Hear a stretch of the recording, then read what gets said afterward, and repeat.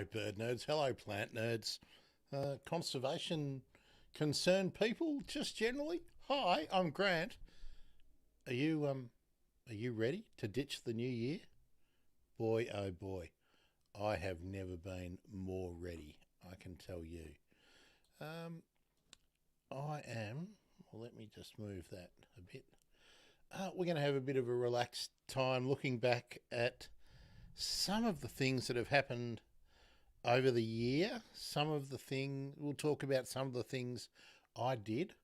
I was away for almost 4 months, so um, the podcast kind of got put into hiatus. Not, I didn't mean it to happen, but that's just what happened. And then I really needed a break at the end of the year, and I've had that, and it's good. So, hello. Let's just see. I'll tell you something good. If you've been here in the last little while, in the last few weeks, I've had all sorts of trouble with this new computer. Screens that wouldn't work, but I finally have sorted it out, and no freezing. See this? Everything's good today. I have to say, my background is almost my favourite one that I use, and that's courtesy of the amazing Steph Burrell. That's Southern Royal albatrosses on South Georgia Island. Stormy, hello. How are you? Good to see you. Do you notice that the camera is obviously better, even though the lighting still isn't exactly right? Can you tell that? Can you see that? Good to see you. Here's my plan for today. I think we'll probably end up going. Thank you very much, Murray, for that. It there's less crap going on that I can see now, and I can tell that it's working. I had to watch a heap of different contradictory instructional videos, and I think I just stumbled on the fix myself. No one who was supposed to be a guru gave me any useful information. What I want to do first, if you want to stick around, because I'm planning to be here until we see in the new year. But by all means, go and have fun with other people if you've got that if you've got the ability to do that. That would be great. I cleaned up. I don't know if you can tell. I'm going to rock the Bogan Bikey goatee tonight, and probably tomorrow that will disappear along with the wild man bush hair. Tomorrow, the new way of doing first seen and heard comes back. I'm going to be far more proactive. Naomi, hello. Nice to see you here. Happy New Year to you as well. Naomi, no freezing on Facebook today, is that right? You can see everything fine. What I want to do is play you a couple of, we'll watch them together, a couple of clips, and we'll go through some articles that I think have been, just to remind us that there's plenty of work still to be done. There we go. That's good. No freeze. It's so much better. I spent money I didn't really have on this new computer, and it's been so frustrating that it should be doing things easy, and it wasn't. But now it is. To get my other screen working too, by the way, I'm now back to my two screens, so I can set up on one and we can have things going on the other, which is makes it much easier. I'm sure if you know anyone who does live streaming, it's much easier with two screens than one. Yeah. Anyway, enough blither blather. For me, wrong one. Let's pull this up now. Where are we? I'm going to have to do this two ways. All right, there we are. Now, this is one of my favourite reporters, independent reporters, Michael West from the West Report, and he is he's a bull at a gate, and he gets into a lot of the issues that I've been going crook about for ages. But we'll just play this. Let me know if you're not getting the sound quickly. All right. Oh, I have to go back here and play. No, I don't. Where is it? This one. Oh, Grant, what are you doing? Airbnb. Good old tax cheating, customer cheating Airbnb has been busted cold by regulators for charging customers in US dollars for years.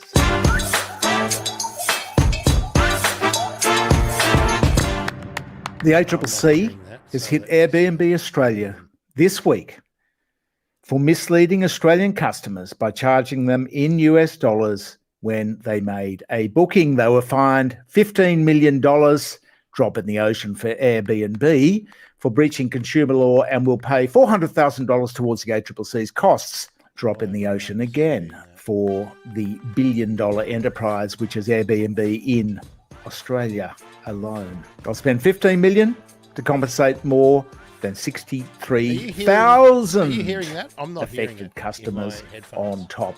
Just 63,000 victims of our scam of the week. Okay, Airbnb, it's not quite up there with the Qantas ghost flights scam, selling 8,000 tickets for flights which didn't even exist. That was pure flair on an industrial scale. And ACCC is going for $600 million on that one. Don't settle it though, ACCC. Take it all the way. Make an example of them. Get more than $600 million. And Qantas had far better excuses, of course, than Airbnb. Airbnb just put their hands up and quietly and sheepishly said, "You've got us there." Kept their legendary low profile, which they need to escape from paying tax in Australia. Qantas said, "Oh, everybody does it." Bit of whataboutism. And secondly, the fine print says that when you are actually buying a flight, you're not actually buying a flight, you're buying a bundle of rights to a flight. The old bundle of rights. Well, it's not old, it was a new one. It was a new excuse for a scam. It all comes down in each case. Didn't you read the fine print? Nobody, not even the person that wrote the fine print, reads the fine print. This is the issue. To borrow from Bunnings, lowest acts are just the beginning. Which brings us to Bunnings, because a few years ago, a contact pointed out, and we published a few stories on it, that the fine print in the Bunnings store card basically ensured a clause interred in the very bowels of its fine print on the store card contract. And we quote, "All of the customer's right, title and interest in land held now or in the future, wherever located, belonged to Bunnings in the event of default." We had to do some checking on this, and we asked Bunnings, and they said it was standard industry practice, a cookie-cutter contract for store cards, apparently. So if you default on your watering can nozzle at Bunnings, they can take your house, and they can take property you haven't even bought yet at any time in the future. Now that's sneaky, and we assure that Bunnings, which generally acts in good faith, doesn't enforce this, whereas Airbnb simply blithely rip you off up front, pretending that you're paying in Aussie dollars when you're paying 30% more. Here's one for the policies here's one for the politicians and policymakers next year. And we've been rabbiting on about it this year, but it has fallen on fairly deaf ears, although the ATO, the tax office, is sitting up and taken notice and has put out a revised advisory on this. Now, we're in the midst of the worst housing and affordability crisis, probably in living memory. This has partly resulted from the common practice among owners of Airbnb and other short-term holiday rental properties, claiming up to 100% of annual expenses on these properties, simply because they have made the properties available to rent for the year, even if they were rented out for a few days or a few weeks, a fraction of the year. It's an easy one to fix, a very easy one to fix. And while they're there, all they have to do is say, claim tax deductions for the time that it was actually rented out. How easy is that? But they haven't done it yet. So we have a problem besides CGT relief to stop the family home flipping epidemic. Besides, after 16 years, maybe bringing in the money laundering reforms to stop Chinese money laundering in Australian property. It's another one. Maybe negative gearing reform, keeping it to one apartment rather than 300. And of course, a tweak to the tax regime on Airbnb and other short-term holiday rentals. You could easily ease the price for renters who are doing it very tough with 20 to 40% rent hikes this year. Sensible, easy fixes, too easy, and fortunately, too many donations and lobbyists around in politicians' ears all the time, every week. Airbnb is notoriously secretive on its corporate shenanigans. This is a massive global tax cheat. Like, to give them credit, a bit of whataboutism, like Booking.com, which is the biggest in Australia, and Expedia, which owns a bunch of other short-term rental brands. So they are not alone. We busted Expedia and Booking.com over the years for invoicing from offshore companies, paying service fees out to their foreign associates and pretending they don't make any money here so they don't have to pay any tax here. Can easily be fixed with a bit of enforcement. Can we look forward to more enforcement in the new year? Because there are a lot of things that can easily be fixed. Thank you for your support. Please share, like, comment in the section below. Enjoy your Christmas and have a happy new year.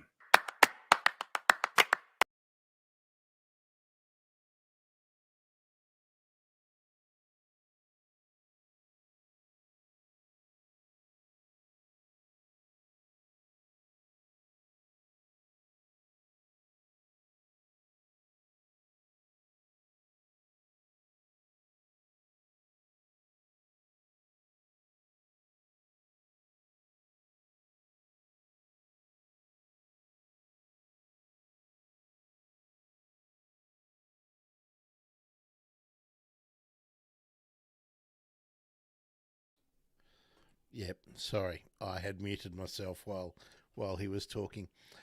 Do you ever get the feeling that there's plenty of money around, but it's just we're not collecting it from the people who should be paying for it?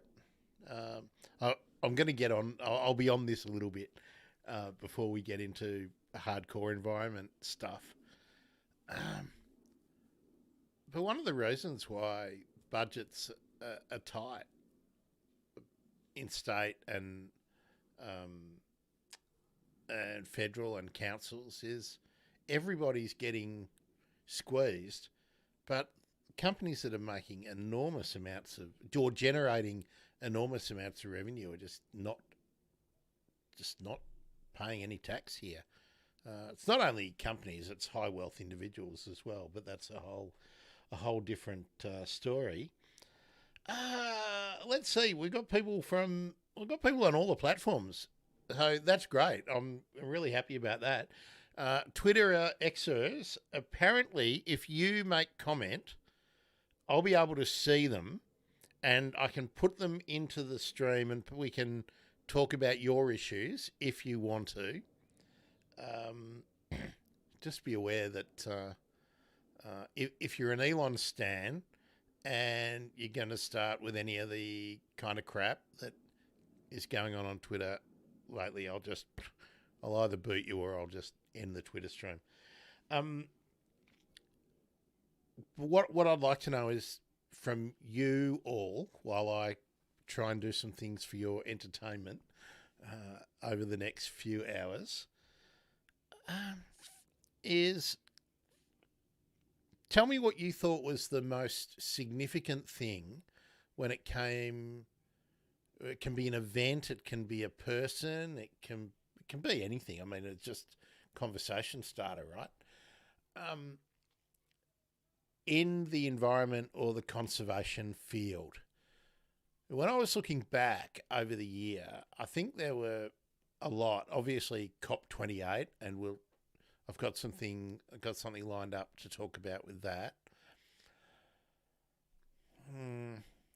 I haven't made my mind up whether I think it was a washout or whether I think it was good.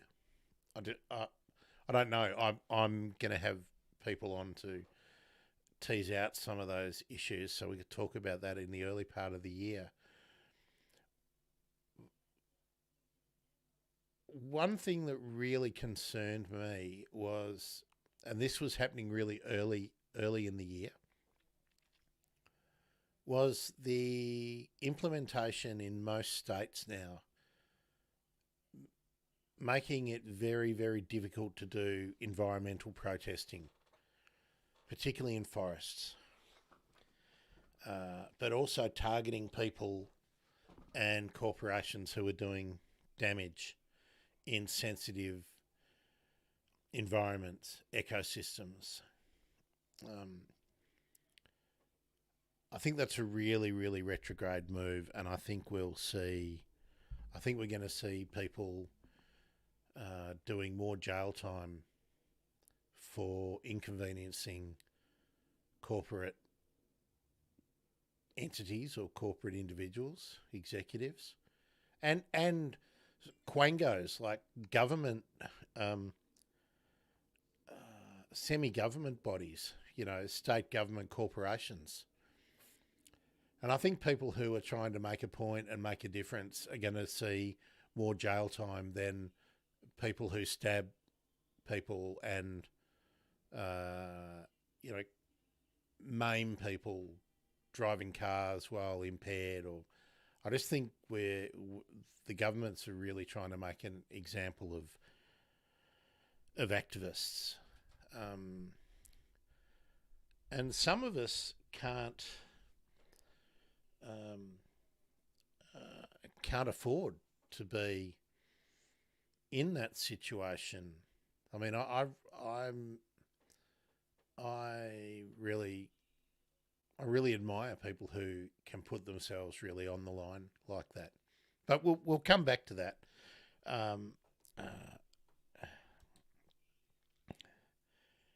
Now, Stormy Murray, if you're new and you don't know, when I'm referring to H2 Rider as Stormy or Murray, it's because he's got another handle that he uses sometimes in the chat, which is Stormy.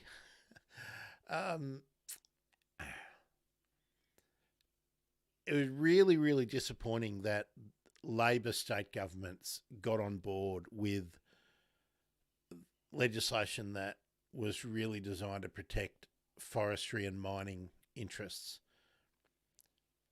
But it's wider than that. It's the property industry, development industry, people, the agricultural lobby. Agriculture is a huge issue in a country like Australia, where most of the large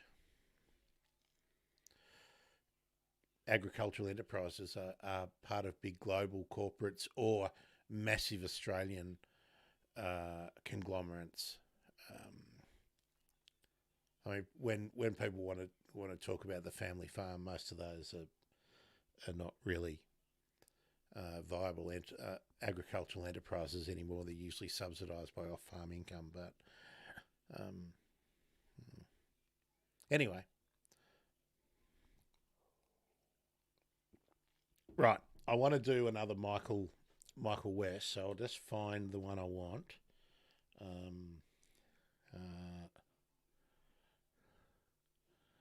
Where is it?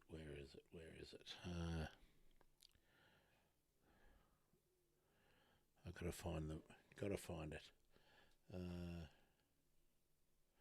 Not that one. We've done that one. Where's the award? Just talk among yourselves while we. Here we go. I've got it.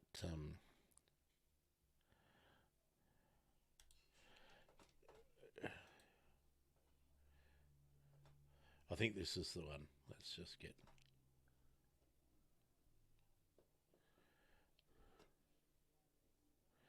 Oh, this might not be the one. We'll watch it anyway. Let me just get it. It's got the right headline, but I don't think it's the right video. But we'll get to it. We'll check it out. If you are looking for a place to get reliable news, Michael West is a really good place to go. Let's check this one out. We got him up there. Yes, we do. Hang on. Do we? Yes, we do. If you have a job, it's very likely that you paid more tax last year than a whole bunch of foreign multinationals did in Australia.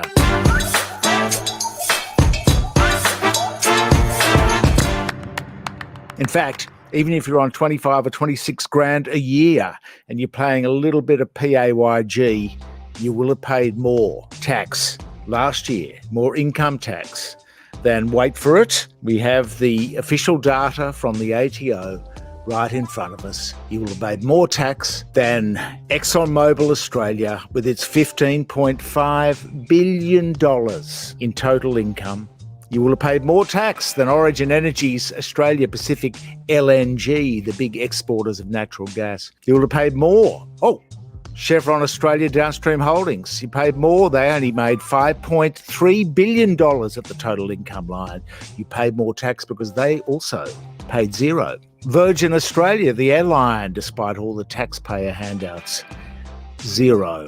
Peabody Australia, Anglo American Australia, two gigantic foreign coal miners. Between them, they raked in, let's have a look at it, $3.2 and $4 billion.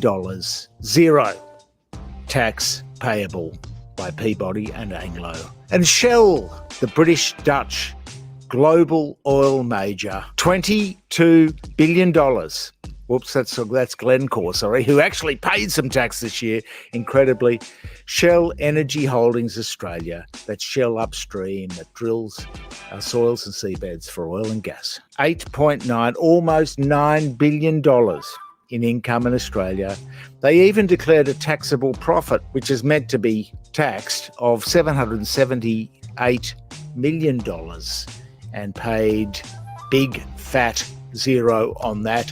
Diddly squat. All these multinational companies diddly squat, yet you and I are paying for Australia's essential goods and services. The irony is that tax intakes, as we've seen from Jim Chalmers being quite ecstatic about the budget surplus, tax receipts are stronger than they have been because oil and gas and coal prices have gone through the roof, thanks to global factors like the war in Ukraine, Putin's invasion.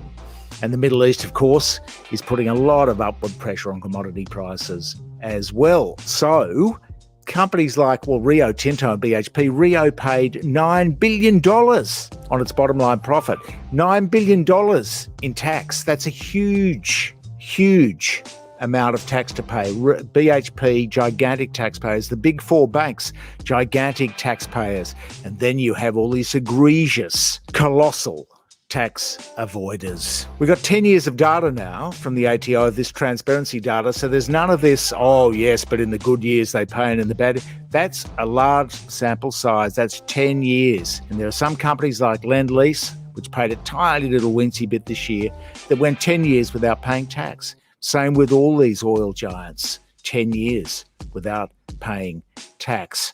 The good thing is that once a year, the ATO puts out this number, and it doesn't matter what the Business Council and all the business lobby people say. We have three numbers that we can hang a hat on. We have the total income, how much money came in revenue. We have the taxable profit. Foreign companies don't want to make a taxable profit in Australia because then they have to pay tax on it. So they really get that down by siphoning all the costs offshore above that line. So they don't have to pay any tax. They only have to pay the bare minimum. You see this with the pharma companies. The pharma companies all make wafer-thin profit margins in Australia, but all pay a little tiny bit of tax that they can look like good citizens. Now, we're going to hand out the gong, as we've done every year for the past few years, the top 40 tax dodgers. Who will it be? Who will be the biggest tax dodger in Australia? Well, you'll have to wait and find out because we're still processing the numbers here. We put it through a special spreadsheet of looking at a couple of different things like how aggressive the companies were at the taxable profit line. That's the number in the middle. But we can say with certainty, again, we got the usual suspects leading the charge. Foreign oil majors, gas companies, the fossil fuel guys, coal, despite the supercharged profits these guys made, they're paying relatively little tax. And in many cases, zero tax. They just book all their costs in Australia and book all their profits overseas. So we will find out soon in the next day or two. Callum Foote and I are doing this together. We're going to spreadsheet it all. We're going to come back with our creme de la creme of tax dodgers in Australia, the top 40, our annual top 40 chart of the biggest tax dodgers in Australia. A couple of our favourites here while we've got you. We mentioned some of the resources companies here. The electricity companies and the energy suppliers are also, despite how much they're charging us on our bills, have been despicable and disgraceful once again. Energy Australia, there it is, Energy Australia. Huge coal generator, gas generator, as well as retailer, full suite of services, vertical integration, $5.6 billion, zero profit, zero tax. They got rid of it all offshore. They used to have a British Virgin Islands tax haven parent. They restructured now to hide it, and it's straight to Hong Kong, I think. But somehow they don't pay any tax in Australia. That's one of the big three gentailers. Aveo, taken over by Brookfield, the aged care people. Zero tax yet again, like the hospital group that they also took over. And when they take over Origin Energy, they got a $20 billion bid on the table. They won't be paying much tax there either. Let's have a look at a couple of other ones quickly. Exxon, I mean, what a sterling effort from Exxon. You know, they're up to about $80 billion over 8 years. And they've done another $15.5 billion at the revenue line and paid zero tax. The billionaires from WA, Twiggy Forrest and Gina Reinhardt, are all huge taxpayers. We've got to give them their due. Fortescue paid $3.5 billion at the bottom line, which is twice the ABC's budget. So well done there. And Gina, $1 billion through Hancock Prospecting at the bottom line. And I think her other Hope Downs thing paid more than $1 billion as well. So the local billionaires are okay. They're good taxpayers. It's the foreign corporations which are the big problem here. Lend-Lease finally managed to pay some tax. The ATO is still dithering over its $1 billion retirement village scam, which it says is wrong. They've ruled against it. But of course, you're not an ordinary taxpayer if you're one of these guys. You just say, sorry, we're not going to pay, and you'll have to do a settlement with us. None of this forced payment stuff. News Australia Holdings, good old Rupert Murdoch's News Australia Holdings. There it is, $1.8 billion in revenue in Australia. And they booked a profit, taxable profit of $188 million. Now, there should be a 30% tax rate on that, but what did Rupert do? Paid zero. Rupert and Lachlan, zero contribution to essential services in Australia via the corporate income tax system. Couple of big old freeloaders there. We'll go and have a look at their accounts and we'll tell you how they did it, along with some of the others. Transurban, if you've ever paid a toll or 1,000 while you're driving around and wondered why you've got to pay tolls to these private companies. Wonder no more, because Transurban Holdings, Transurban Queensland Finance, Transurban Queensland Holdings, together we're looking at about $3-4 billion, not 1 cent in tax again from Transurban this year. The holdings company, $2.7 billion. Now, this is another reason for this, is because they use these fancy staple trust securities. And they say, oh, don't you worry, we're going to pay tax all right, but it'll be many years down the track. Well, we'd rather see it now, thanks Transurban. You're ripping everybody off. Virgin, no wonder they're saying it's going to make the first profit ever, because they need to float the thing. Every day you look at the Fin Review, what a beautiful, wonderful float Virgin is going to be.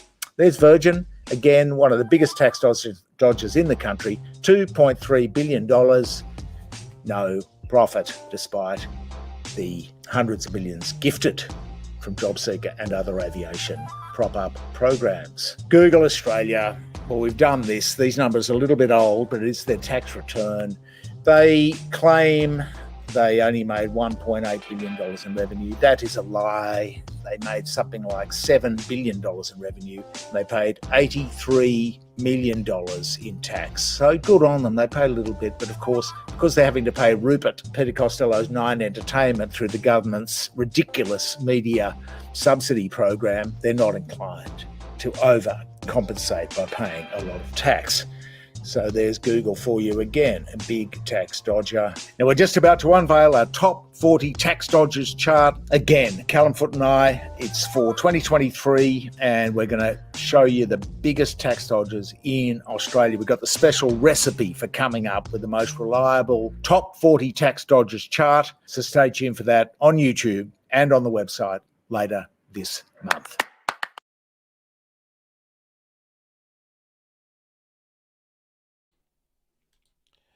Wow. Transurban.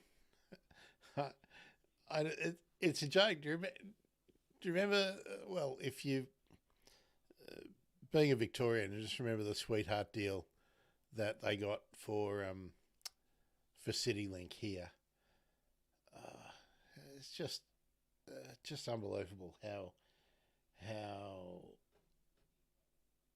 so much money is made here, and we're exploited. And it's the same model that was used in colonial times in countries that we know had their wealth ripped out of them. But it's happening here. It's just a different method. They do this all around the world, and anytime you look and you see a company is registered in Hong Kong, Singapore, Ireland, Bahamas and whatnot, obviously, but they're the big ones, or seemingly UK companies that are in any of the Channel Islands. Just puke. Would you like me to get started on my favourite hobby horse that I always get on in January? I don't think I've ever talked about this on stream before, but I get furious at this time of year about the tennis players, the poor tennis players, and we all start cheering on all these Aussie tennis players. Oh, aren't you great? But where do they all live? Bahamas, Monaco. So while they're earning money, I'm so angry about these people because they never get called out by anyone in the media. I mean, Pat Rafter, he was Australian of the Year, but I think when he was earning all his money, his taxable residence was Bahamas. All the Formula One drivers, just so many of them. So in all the years that they make a lot of money, they pay no tax here. But when they need their hip operations in their 40s, 50s, 60s, They're all back here to mooch off Medicare. Anyway, am I too grumpy? Oh, it just makes me furious. And people say to me, "Oh, you'd do it." No, I wouldn't. I bloody wouldn't.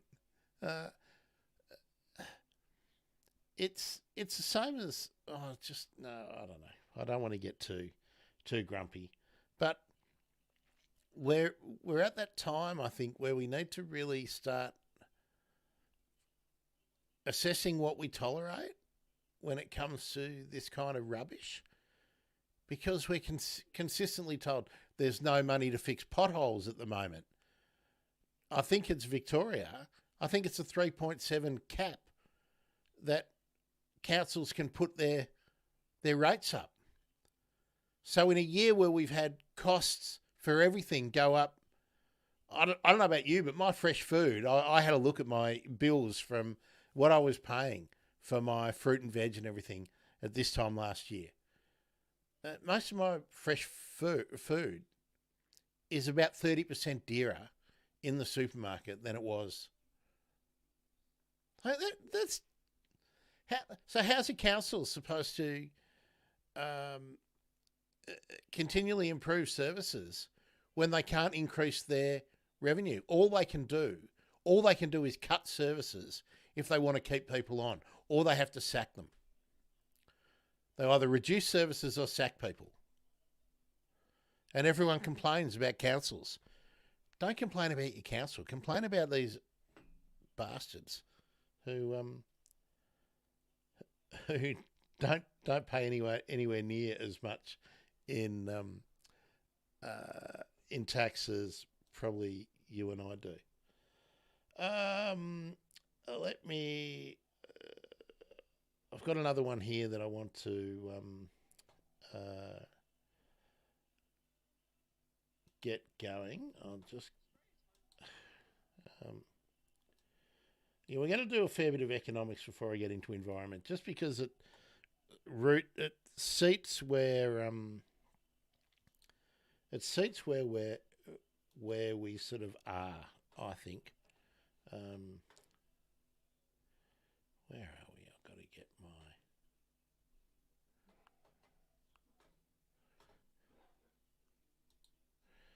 Come back here.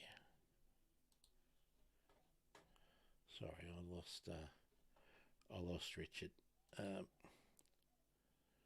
Okay, now this is another fantastic place to get news if you want to get something other than the kind of crap that is fed to us on most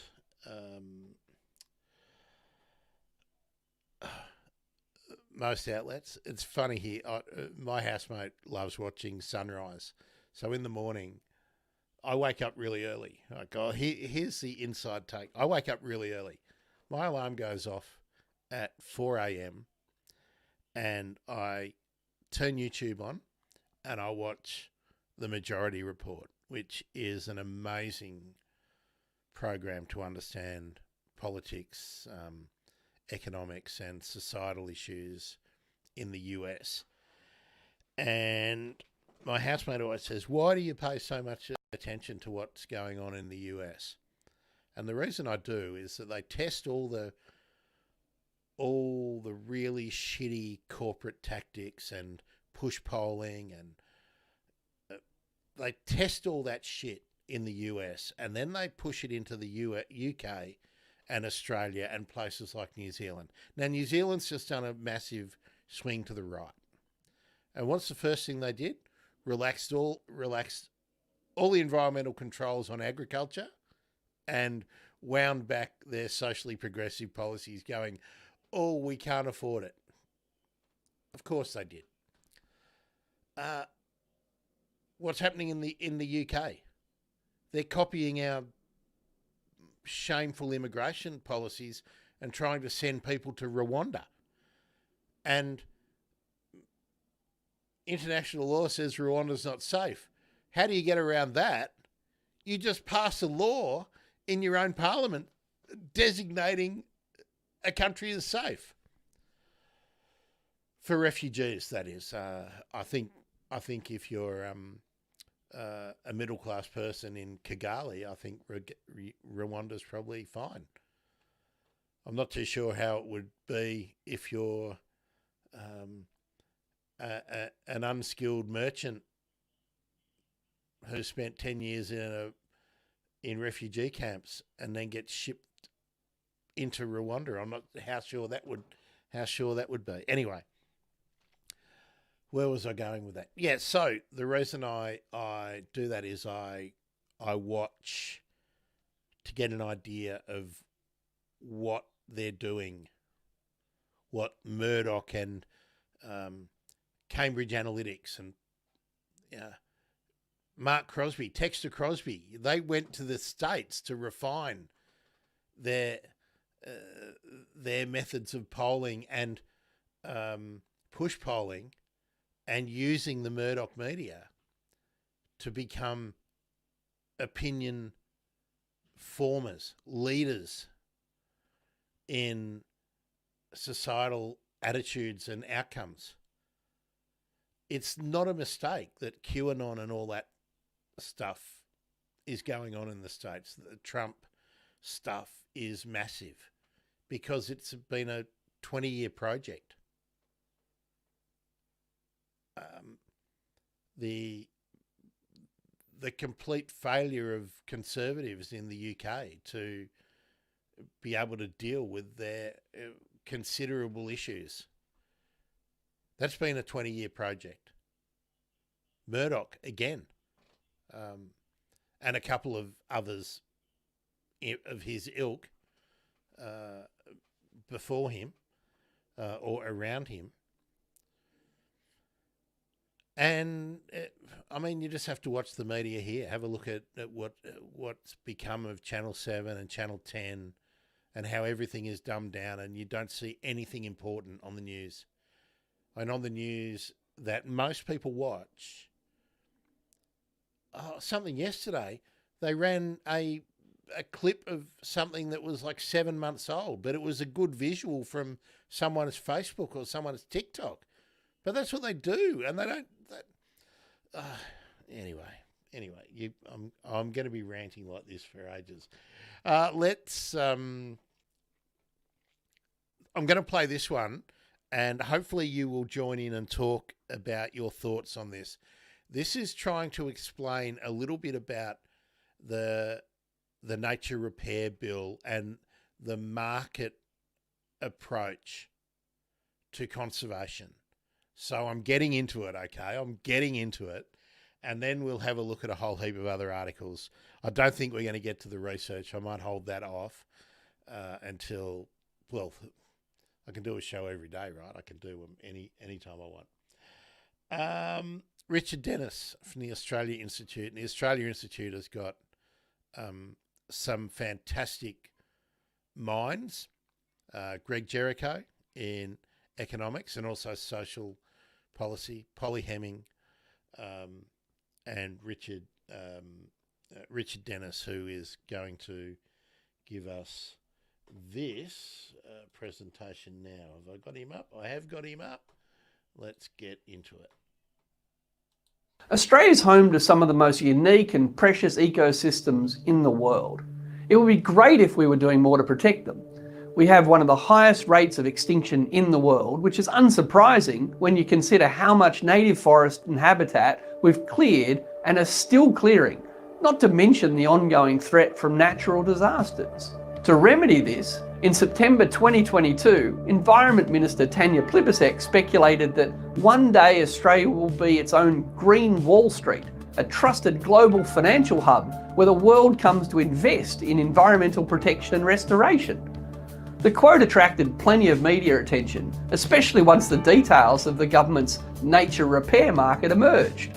The idea is that the nature repair market would trade nature credits that would be generated by biodiversity enhancing projects. This is something you're going to be hearing a lot, like green investment, nature-based solutions, all sound incredibly alluring, but fundamentally we cannot let government off the hook when it says sorry, we can't afford to do this. Let's start getting the private sector involved in protecting the Australian environment. Let's get the people who caused the harm and then give them credit, literally credit, for fixing the problem they caused, in part because we're pretending that we couldn't afford to do it. Australia actually already has a biodiversity market at a state level.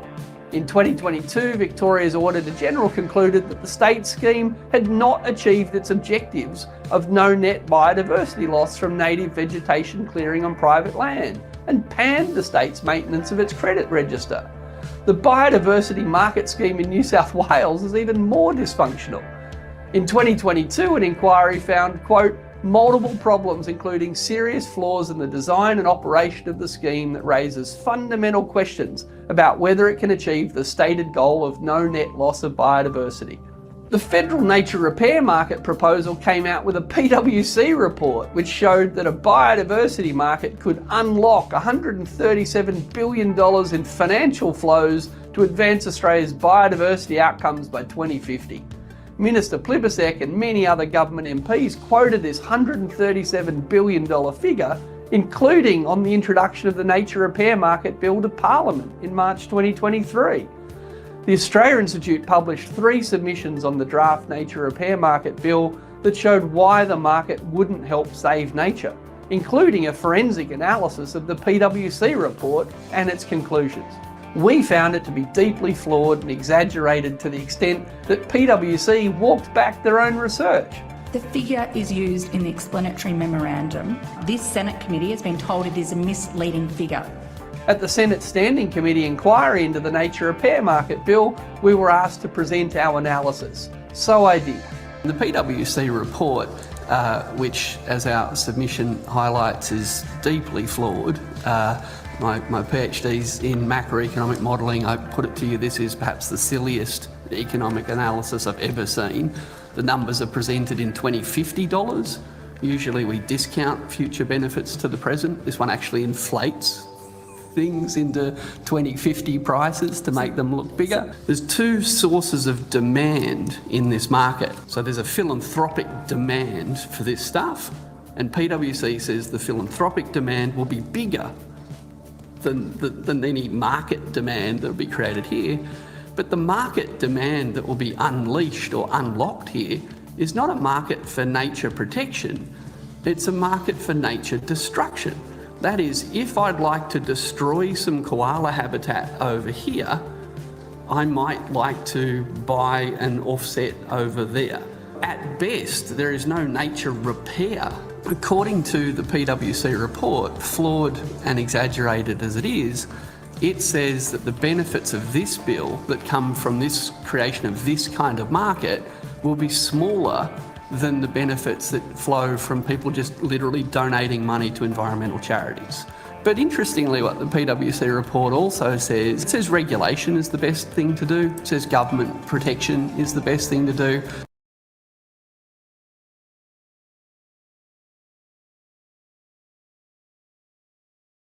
Than the benefits that flow from people just literally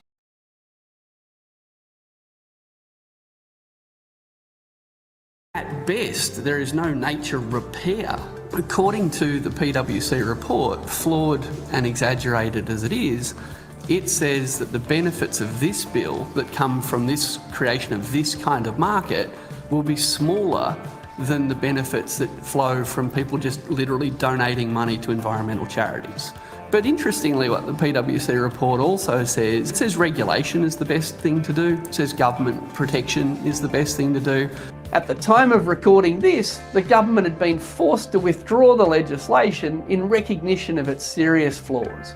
However, they'll be bringing it back even though they haven't provided any economic or environmental justification for this policy. And the Australia Institute will continue our research that backs robust, evidence-based environment policy, not buzzwords and magical thinking about markets fixing problems. Thanks for watching. We love that we can make these videos free to watch, but they're not free to make. It's thanks to our generous supporters that we can keep making research and content that changes minds. So, if you like what we do, please consider giving to the Australia Institute so we can keep doing it. Visit our website australiainstitute.org.au and click the donate button to see how your support can help fund high quality research that matters.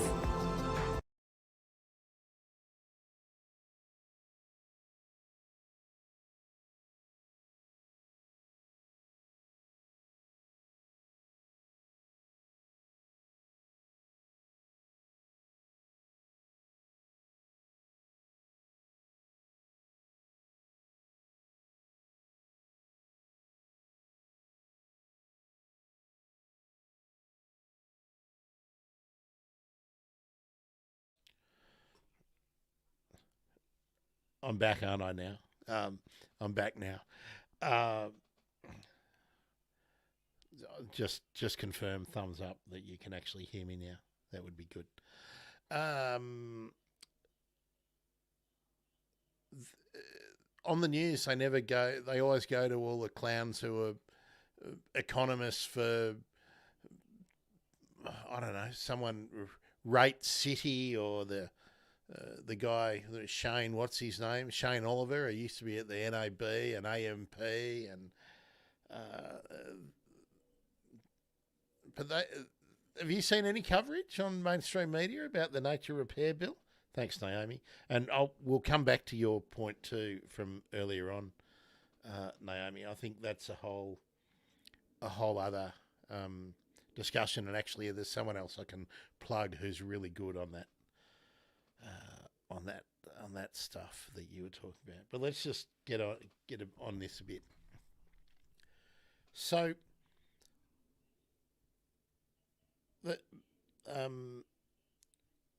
now, Stormy, I'm not going to put that one up because it wasn't KPMG, it was Price Waterhouse, PwC, that the government commissioned to do this research. And as Richard Dennis pointed out, they used all kinds of dodgy assumptions and methodology to make it look better than it could ever be. But essentially, the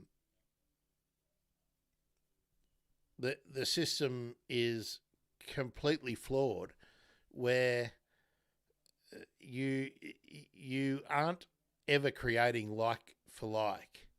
And the biggest problem that I always like to talk about the Swift parrot, because the Swift parrot and a lot of the black cockies, the glossies and the carnabies are in the same kind of situation, and no doubt gangs will be soon. Just the jumping around a bit. I want to get to this later if someone will remind me.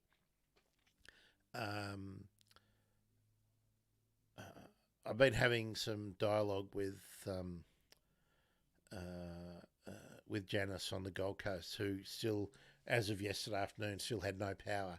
Now, I don't know if you remember, if you've seen, I spoke with Janice about, she runs a charity caring for wildlife carers, because people who care for wildlife get extremely stressed, and it's a very difficult task. It's a job, it's a calling, but it usually costs them most of their money, and it can be emotionally very draining, because so many of the animals don't make it. It's grief. I was just checking. Oh, hello, Betty. I think Betty, are you in the chat? I just saw it. I just got a notification on the phone, and it was you.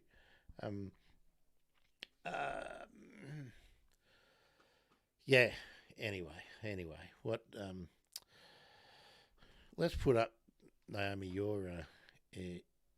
your question comment, and this is talking about the tax dodgery. I'm guessing, is it? Let's tease this out. Do you think that we tolerate it?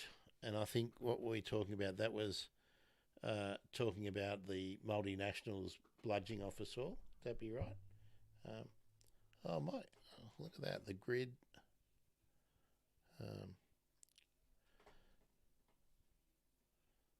I'll fix that later. I just noticed that my grid that keeps me centered is actually coming through on the stream. So do you think we tolerate it partly because there's avarice and we're told that aiming to be the top 1% makes us forgive this injustice in case we become the next Bezos or Musk? Well, no. I think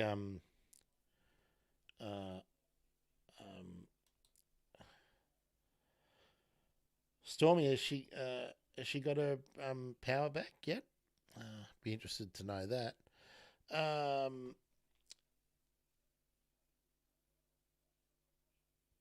No, I don't think it's a matter of the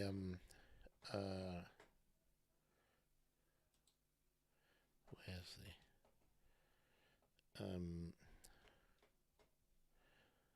I'm just looking for where my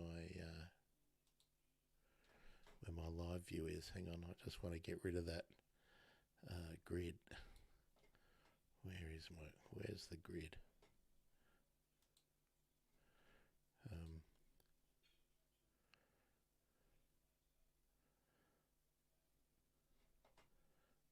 Must be here, is it? No, I don't know where I put it. Sorry, I'm trying to.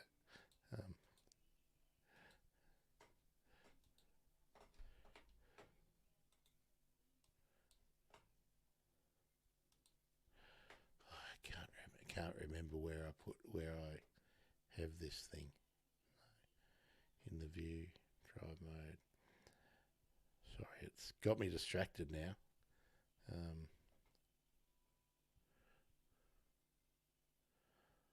I'll have to find it afterwards. Maybe it's there.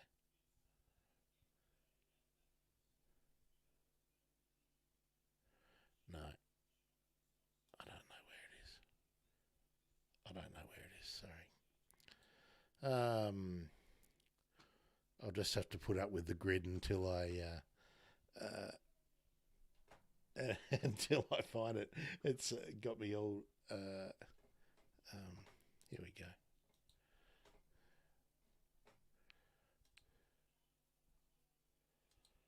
What have I done? I can hide that. What have I done? I've messed up my scene now. Guideline. There we go. Off. There we go. Autofocus. On again. Grid. Off. There we go. And now I just have to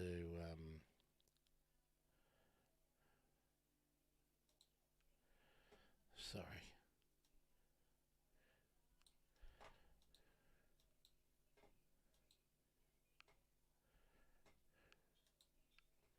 What am I doing?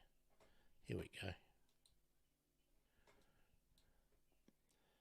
That'll do for a minute. When I have the next intermission, I'll fix that up.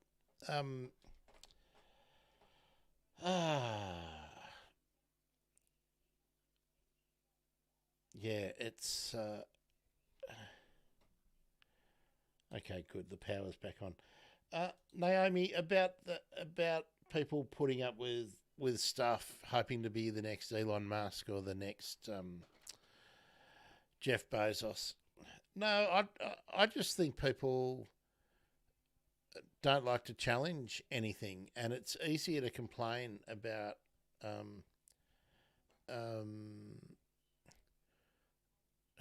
the whole MAGA thing. So we can discuss this, because that's probably the scariest thing in the world at the moment, the MAGA thing, because it affects so many other things. What have we got? I just questioned, because I saw interviews with MAGA folk that thought Trump reducing taxes for the super rich was a fair thing, and they believed they could get to the pay grade if they worked hard enough.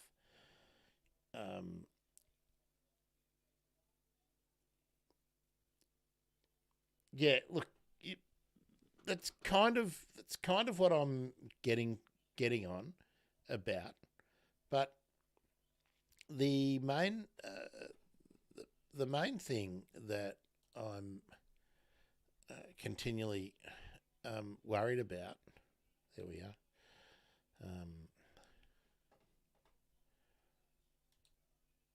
is that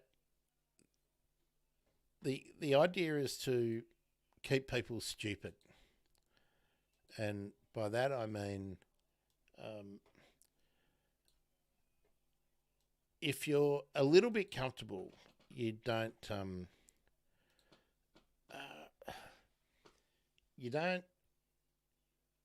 worry about the obvious, but like you don't put the blame for your problems or your difficulties in things like supermarket prices. This is my favourite because everyone's going on about inflation, which is true, and part of it is being driven by people's wages going up, but most of it has been ripping the guts out of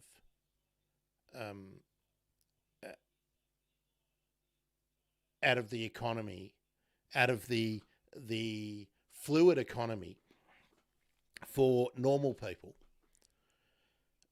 in corporate profit margin padding, and the way so much of the economy has come out of like the public sector of the economy.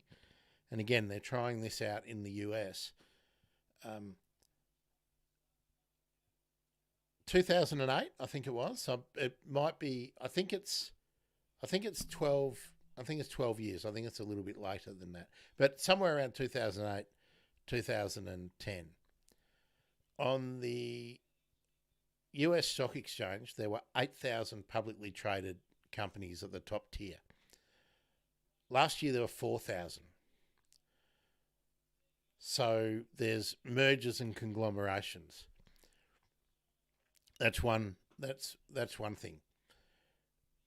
The next thing is, and this is happening here. This is the thing that's happening here. Richard Dennis mentioned a part of it without talking about this particular issue. All these companies that are coming in here buying up all of the aged care. A lot of medical companies a lot of doctors' surgeries that were 10 or 15 doctors are all conglomerating and then being taken over by private equity companies. And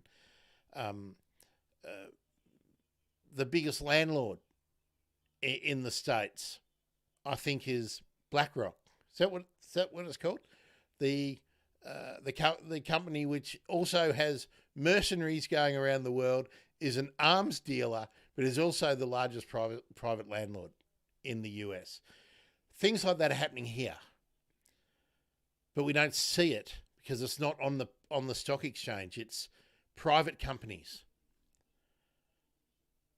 and they look like they're small Australian companies. You know, it'll be such and such Australia Proprietary Limited, but its head office is some massive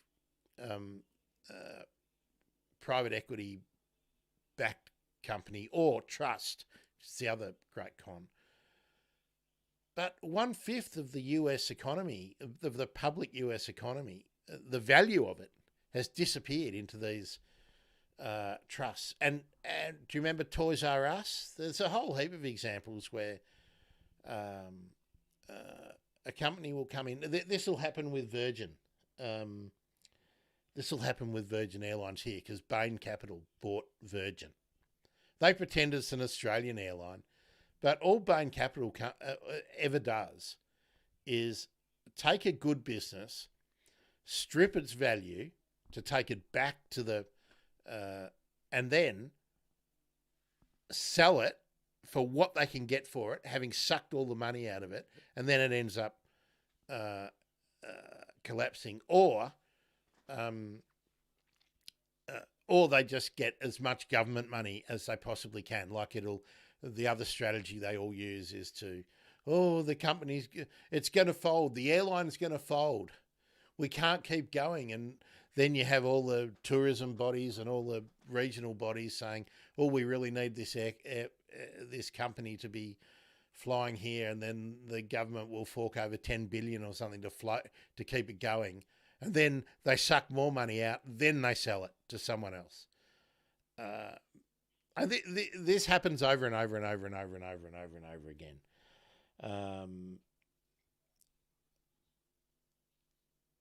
I mean, yeah. Anyway, look, I don't want to go into. There's just too many things. I mean, our economy is stuffed. Not as in, it's not stuffed because of Albanese or anything like that. But you go back 40, 50 years ago. People working an average job could buy a house and get ahead, maybe get a boat. People doing really well maybe would buy a holiday house or something. Now, virtually nobody who is working just an average job can buy a house unless they have parents. For one, it has to be a 2-income household. So people like me, forget it. And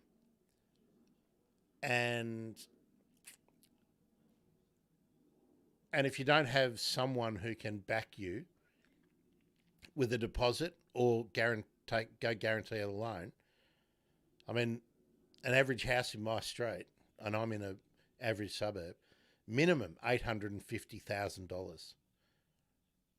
What do you need now? 20% for a deposit? 15% for most properties? I mean, there are these 2% schemes, but they're not for... You can't do that with a property in this part of the town.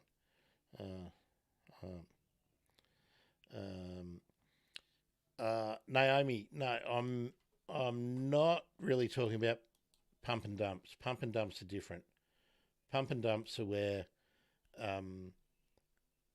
well, actually, one of the US Republican presidential candidates, Vivek Ramaswamy, that was his deal. He would buy worthless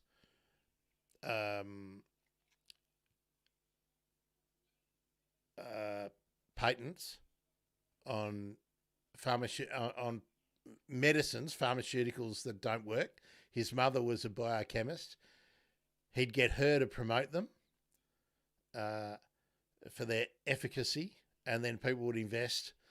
And if you can generate enough publicity, you can get people to invest.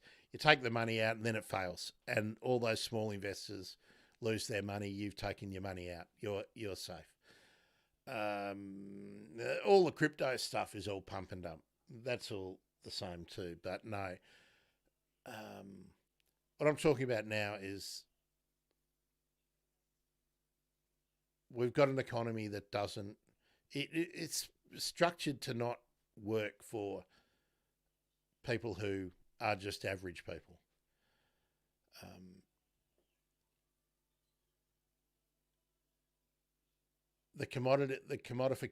All the commodities are owned by multinationals, or the rights to those commodities are owned by multinationals.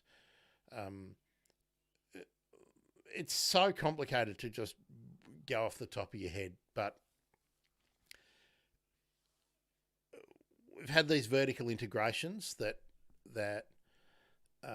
were supposed to be more efficient. They ended up not being more efficient. I mean, I saw the other day that the Victorian health system that used to have lots and lots of little health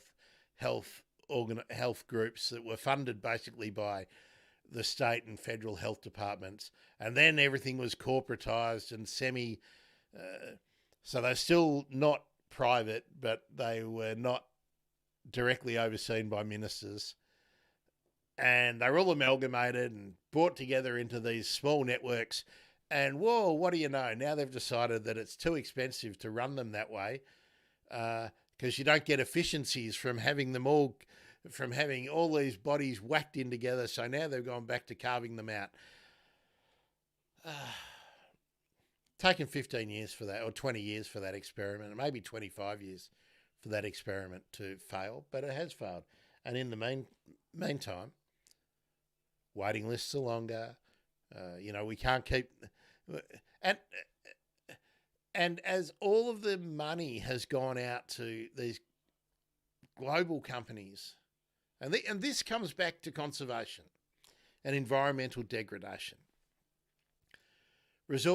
All the resources of the bottom and middle tiers of countries like Australia have gone out via the multinationals that are exploiting and developing other countries.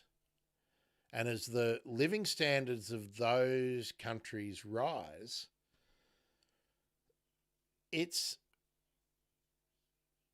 we are less desirable as a destination for the nurses, the teachers, the tradies. They can all go to Dubai and wherever else. There's a whole lot now of these middle tier countries. We're in the G20. Well, now there's the G20, and then there's BRICS, and there's a whole lot of countries now that are about the same size with similar kind of living standards. And we don't train our own people. And we don't pay our own people enough. Well, we don't pay anyone enough. If you come here to be a nurse and you got to rent a house and you're not already coming into a family home that's already established, why would you do it instead of go to Dubai or Hong Kong or anywhere in the developing fringe in Central Asia and Eastern Europe? Why wouldn't you make that choice if you're leaving your home country? So this is all the kind of stuff that's happening. But as places around the world are not increasing their environmental protections, we're dropping ours to that's what this nature repair market is about. It's to get money. It's to get money in so that we don't have to spend the money we've already got. It's about getting investment from people who have money, and anyway, I really have to get Polly on. She did agree to come on, and then I can't remember what happened. Something happened and she couldn't come on. She had to change the dates, and it was close to when I was leaving with Millie. So that's April last year it was. So that's how long ago it was. So I'll have to get Polly on to explain the real flaws with this approach to preserving habitat. I mean, everyone's trying to make it more complicated than it really is. Stop buggering it up. Stop buggering it up. And everyone go, oh, it's so hard, there's no money. Well, there's money to build a new stadium in Hobart. The government's putting money into that, even though Hobart doesn't want it. We'll find the money to do the necessary repairs and help people who have just been devastated by fires, floods, and cyclones. We'll find that money. There's money. Just we don't prioritise environment. And I actually spoke to someone trying to tee up an interview with someone. I won't mention who they are yet in case it doesn't happen.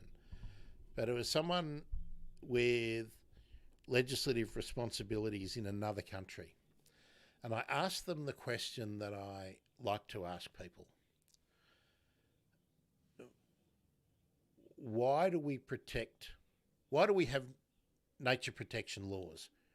Why do we have a law saying you have to pick a species? And the answer is usually something along the lines of, oh, it's the right thing to do. But that's about as specific as it gets. And if there's laws that say we have to protect something, why do we continually accept that the failure? There's going to be a review in Victoria about road traffic laws because of the horrendous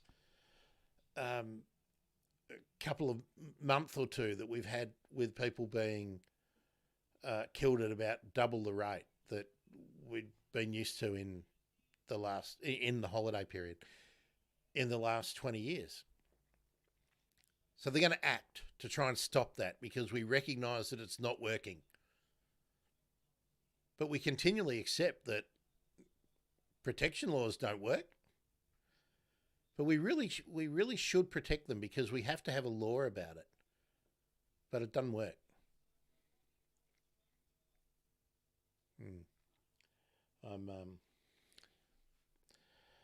Yeah, I don't know.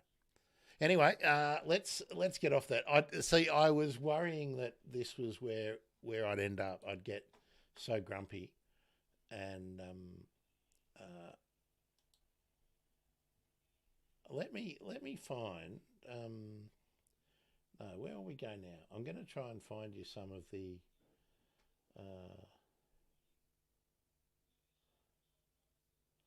There's just so many things that are a worry. Let's just have a look. Where will I start? Will I start this end?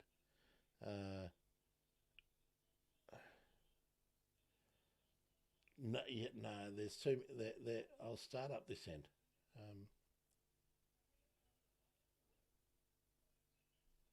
I'll start this end. Okay. And we'll come down here. Okay.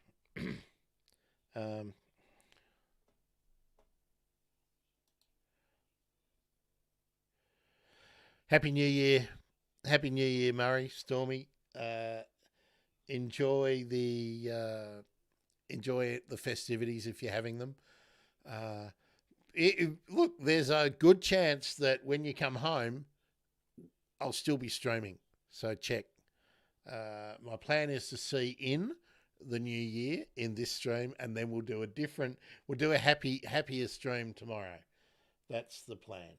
So always appreciate you coming in and spending the time chatting. Do we need some music? Folks, do you think we should, underneath my my dulcet tones, do you think we should have some music? I think we should. That would be my thought. So I'll just put what do we do? I think I quite like the night driving. Let's try this one.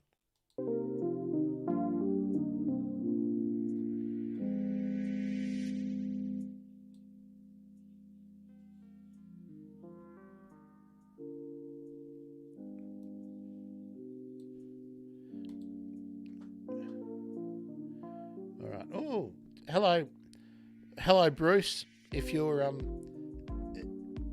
just got a like on Twitter from Bruce Richardson, who of course has been on the show. All right. Now I have to go here and we'll have a look through here. So this is kind of good news. This was just a couple of weeks ago from the IUCN, International Union of Conservation Networks. The world teeters on the precipice of environmental devastation. BirdLife's contribution to the Red List provides a stark reminder that we're losing birds at an unprecedented rate, and there's a lot more of that to talk about. However, the impact of local community conservation provides seeds of hope that we can save nature before it's too late.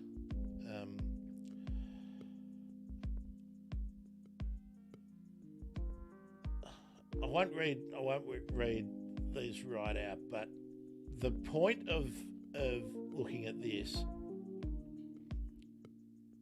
is that we can.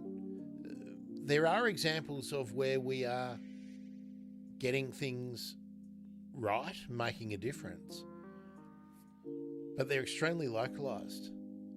But I had a look at the population trends of just earlier on today, and that's why I was late. Actually, I was trying to make a video, put a quick video together. That's why I was really late today.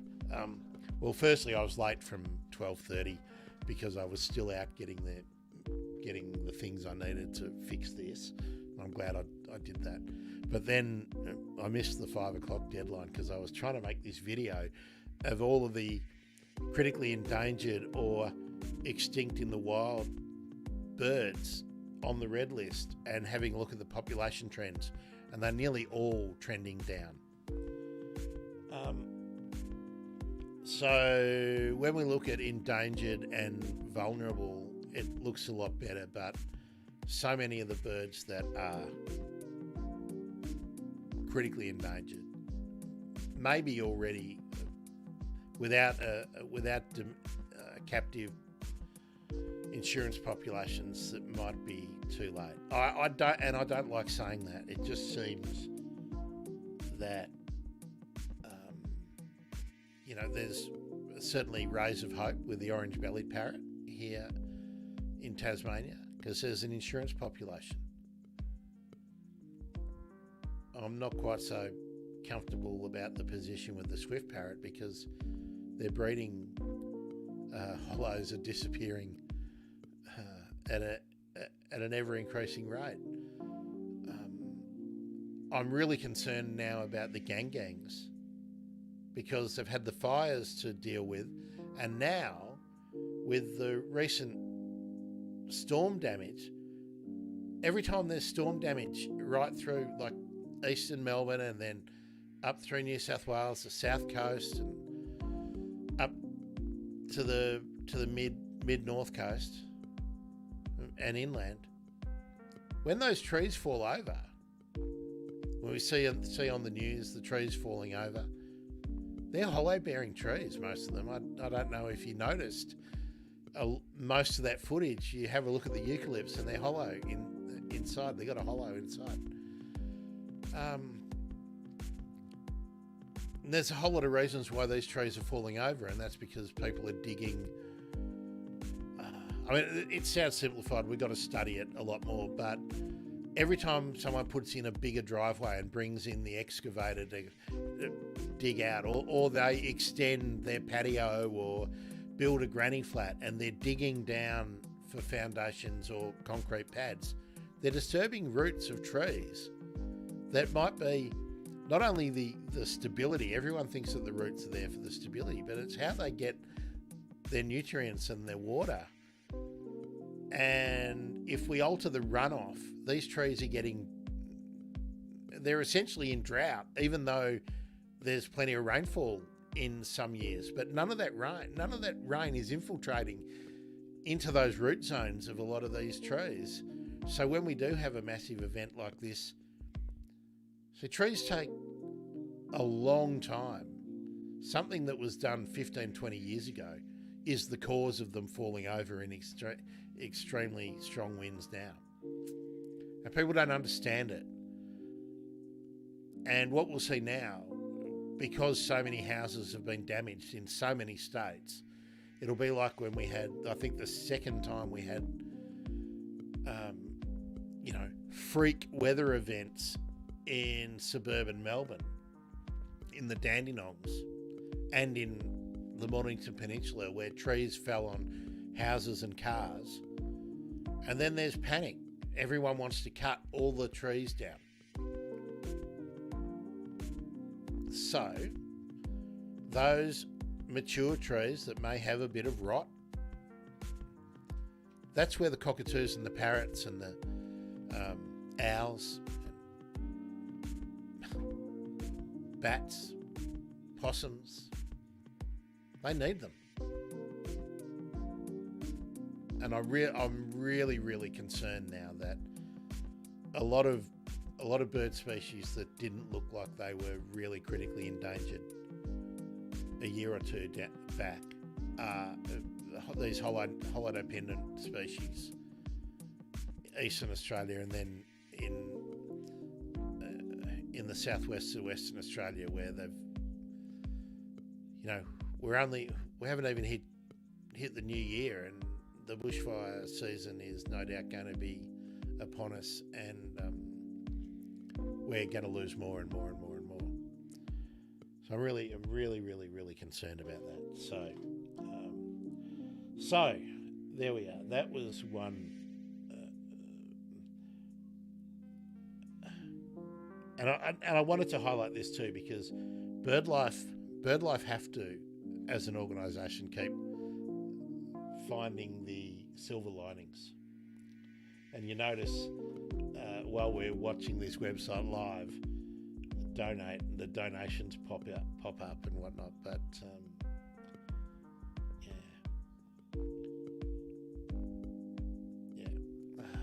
Anyway, I'll just check if we had any. No more comments. Okay. I'll just see where people are from. Well, we've still got people on every platform. That's great. Okay. Next one.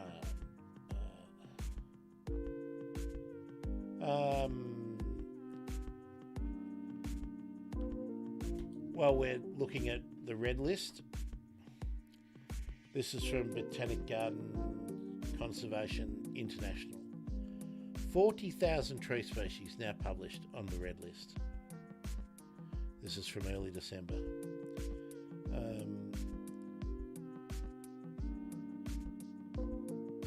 And there's a number of reasons why trees are becoming endangered. One is that they are important resources for people and that they are being extracted because of that. Timber is obvious. Then there's the issues of clearing for other, might be forestry pursuits. So it might be clearing one kind of tree and replacing it with another, but that alters the habitat. And of course, every time we lose a tree species in a particular habitat, or if they're just diminishing, that has effects on other species in all the different types of critters. Creepy crawlies, critters, flying ones. So, there we are. 40,000 tree species now published on the International Union of Conservation Network's Red List.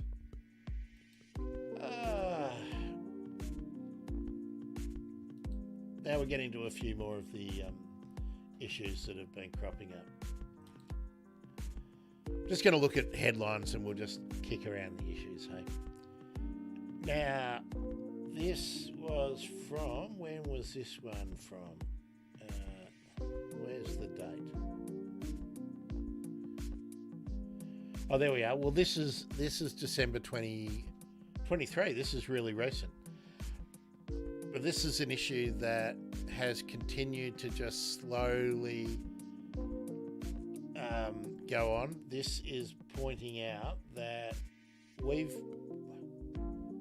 I didn't notice. One of the authors of this, Michelle Villa. Of course, I spoke with Michelle earlier in the year before, so probably March, maybe even as far back as February, about the latest, about the impact of avian influenza. And the Northern Hemisphere has been decimated. Seabirds particularly have been really badly affected by avian influenza in the last year, 18 months. But Australia, Southern Africa, South America, Antarctica have largely been insulated by that. But now it looks like avian influenza has now been detected in South Georgia Island. South Georgia is where my background is. and the Falklands. So we might be seeing that pandemic getting so. The first detection of avian influenza near Antarctica occurred in early October on Bird Island, South Georgia, in brown skewers. Now, brown skewers occur in all of that sub-Antarctic zone. A case on the Falklands, Malvinas, was a southern fulmar Antarctic species as well. And they're two different genotypes of the virus, so it's two different infections.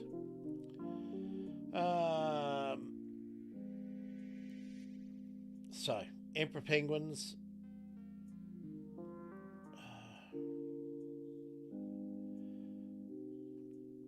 So, I was thinking about this only a week or two back, and I was watching the people who were doing some endurance thing, riding. I saw this guy riding a bike as a support person to someone who was running across Antarctica or something, and I just thought this can't be good.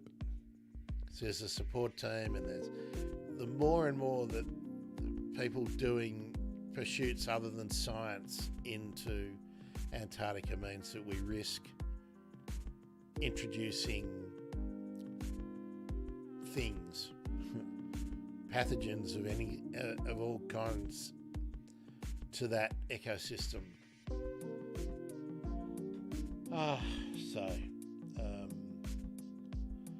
Anyway, there is a great network of people, including Michelle, who are monitoring this and trying to be proactive to try and make sure that the potential for disaster doesn't happen.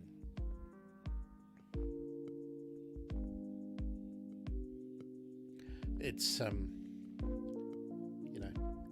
sometimes I wish I wasn't so good at picking the name for the show, The Bird Emergency, because it bloody well is. Oh, here's something. Let's find something that's a bit good. Mistletoes.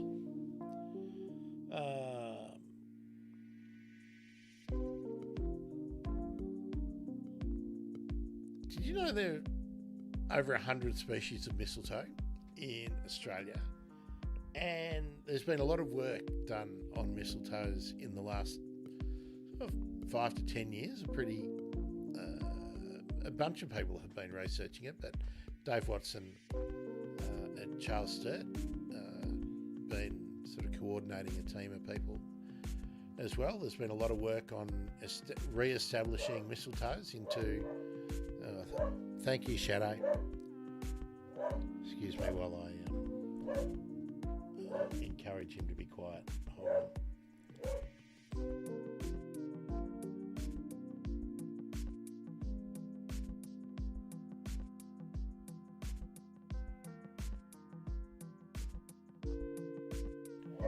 Someone's doing whippersnippering and he goes crazy over whippersnippers. So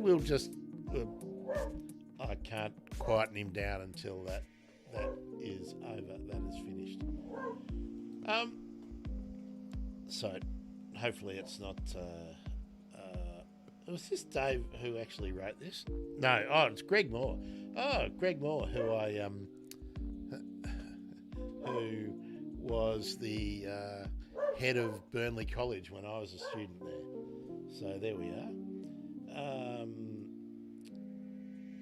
And he's very interested in urban horticulture. What I was wanting to talk about with this, not so much anything to do with Greg Moore, it's about how bringing mistletoe back into the urban forest. When I went through Burnley, and I did Parks and Gardens maintenance as my major at Burnley, which, for those of you who aren't Victorians, that's the premier horticultural college. We were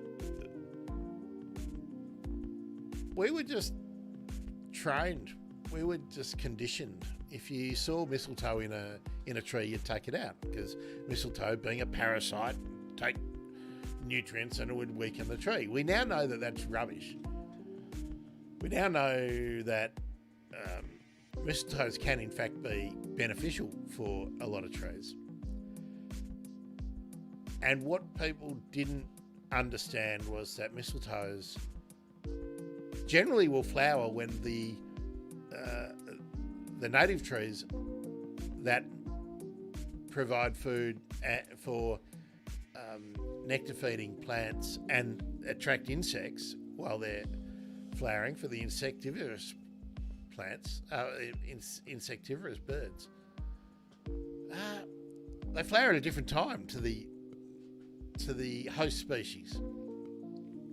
So they're a great resource and really important for nectar-feeding birds and other nectar-feeding insects and bats, no doubt, microbats and things, moths, butterflies.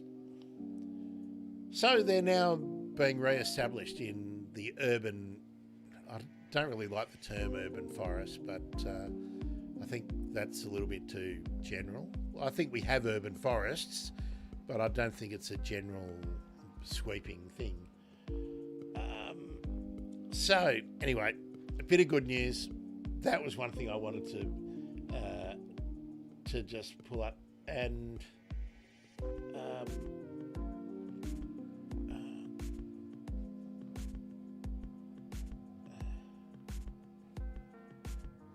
I think I'll do I will do a show on.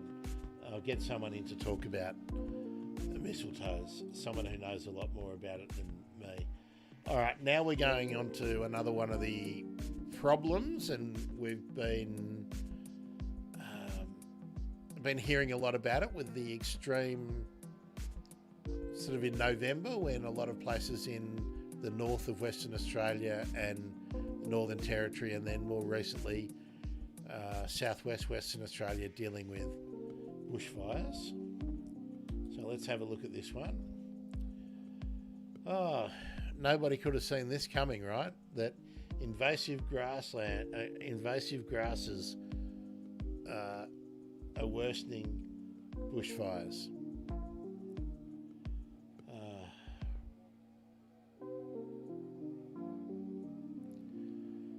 Oh, it's just depressing, isn't it? When I was in Darwin, and actually was travelling with Millie in so many of the places across the north, we're seeing buffel grass, and those tufts are so big. The tussocks, you can just imagine. I mean, has anyone ever seen pampas grass go up in a bushfire or in a fire? Buffel grass is so much more flammable. Gamba grass, of course, is the other one.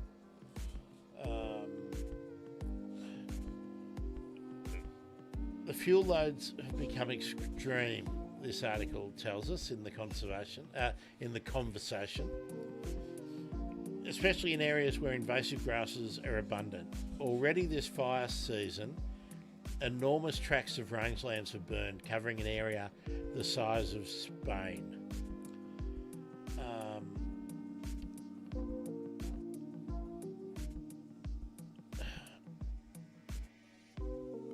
It's just years and years of inaction on invasive species.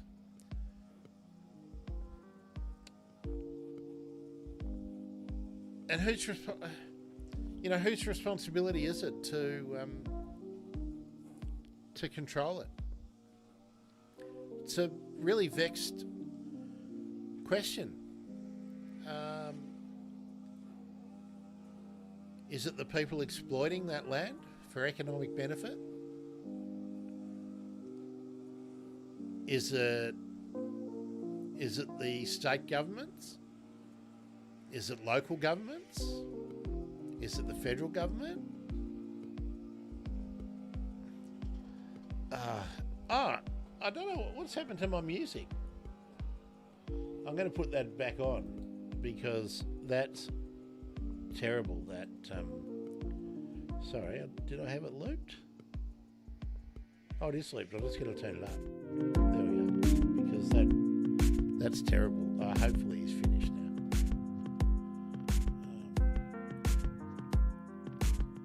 So yeah,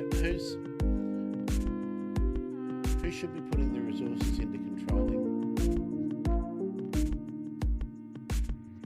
the invasive grass species and other plants? There we go. Yeah, thanks, Naomi. I couldn't hear it because of the music's very loud now. I did turn it up because I couldn't hear it, but now the whippersnippers stopped. I'll turn it down. Is that better? Can you still hear it? I'm very self-conscious today about droning on and on and on. When I don't have a guest, yeah. So tell me, is that music comfortably loud or not? Yeah. So that's a question I wouldn't mind getting your input on. Think about it. Think about all those places. Think about all the creeks, all those drainage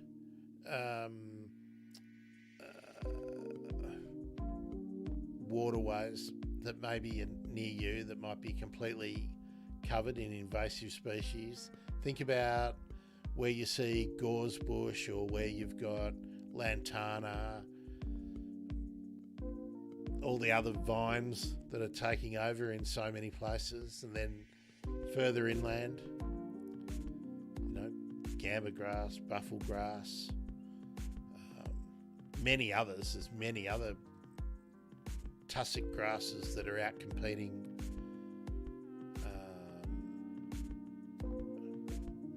What about eradication of camels?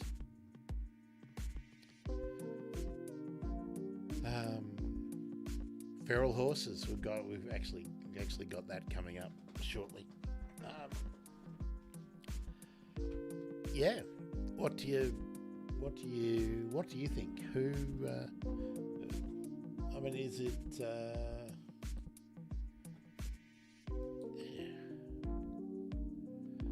Thanks, Naomi. Music is at a good level now. Okay. I might have to change it up as we get along. What time should we have a dinner break, folks? What do you think? In about an hour's time, have a dinner break, and then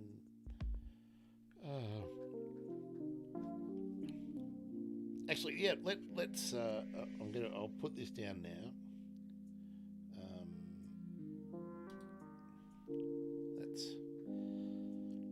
Let's have a bit of a relax now. How am I going to make it to midnight? All right.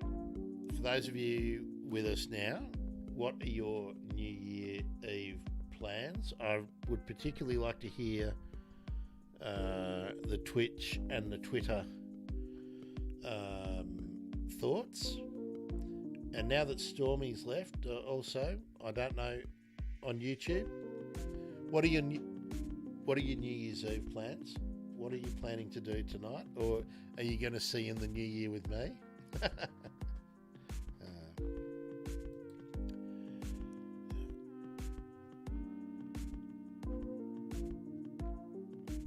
See, Naomi, here's the problem, and this is why I like to pull these statements apart. Now, at the moment, councils and local road authorities say they don't have enough money to fix potholes. So who in your local area, when I mean who, let's just say you probably need 60% of people to be thinking, oh, it'd be a good idea to not fix potholes, but to go and clean up all the invasive weeds that might be a fire risk. And see, we've gutted the money in the country for corporates.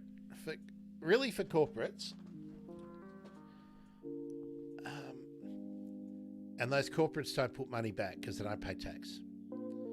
They say they pay plenty of taxes. They pay GST. Well, so do we, right? So do all of us.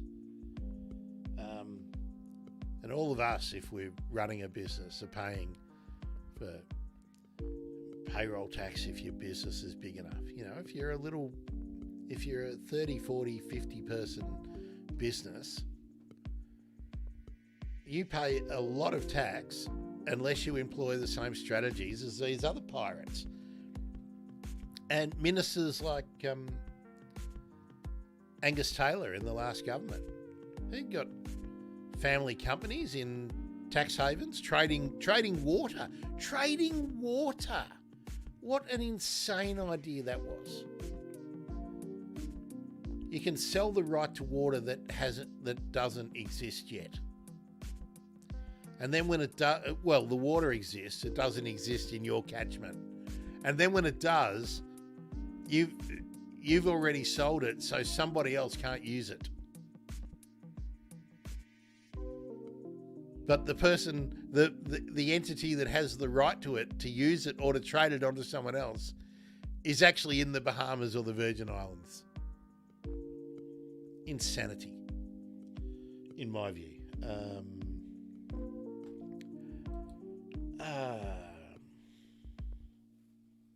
I'd like someone to actually tell me where I'm wrong when I'm making these simple statements, and I know they're simple statements.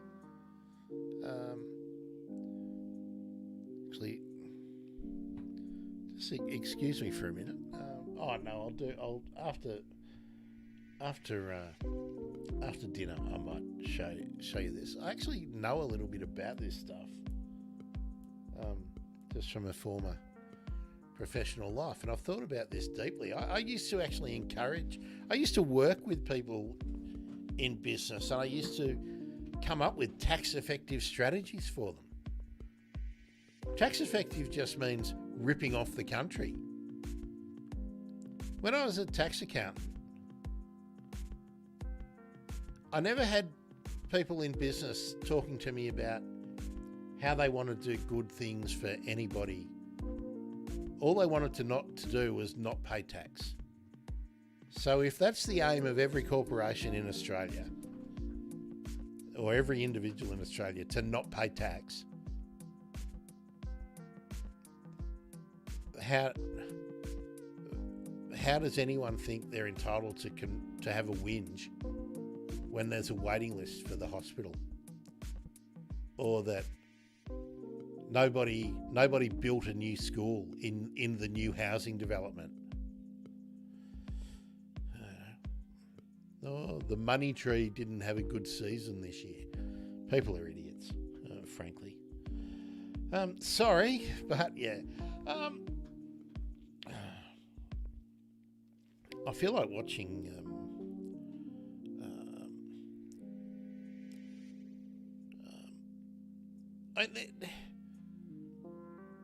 it's so I've just made a decision. We're not going to go all the way to midnight tonight. What I am going to do is I'm going to end the stream when I feel hungry, and if I think I've got something that's worthwhile saying, we'll what's this one? I don't want that one. We'll come back. Now, here's something that sort of follows on from what I was just talking about. private landholders control 60% of the Australian continent, so let's get them involved in nature protection. Now, I basically agree with that, the sentiments in that headline.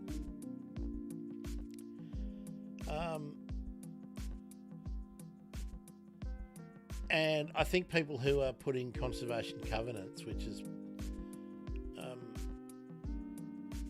are doing great things. And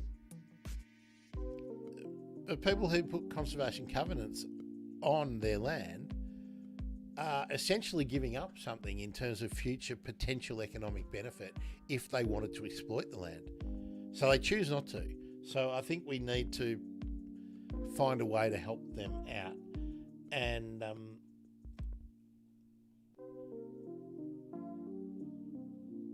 I think the government is looking to do that, but I think they were looking to do that to fund it through the nature repair scheme. Only 22% of Australia's land mass is currently protected. By 2030, 61 million hectares must be added to the conservation estate if Australia is to meet the 30% target that Tanya Plibersek was talking about early on.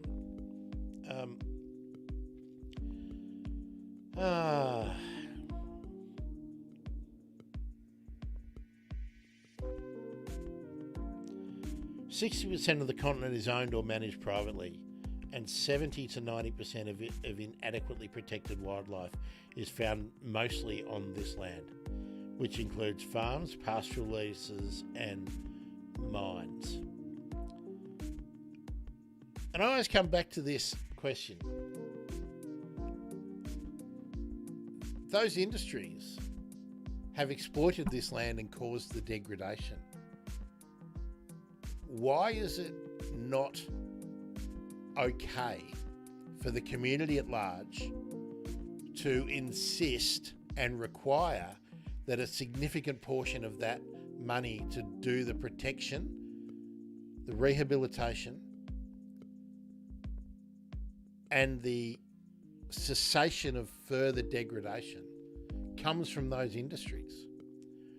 Why is it that the community at large is being asked to pay for nearly all of it?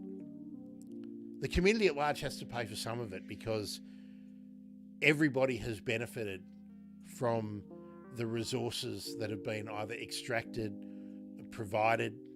You know, everyone eats food, and that's come from agriculture. People build houses, that comes from timber.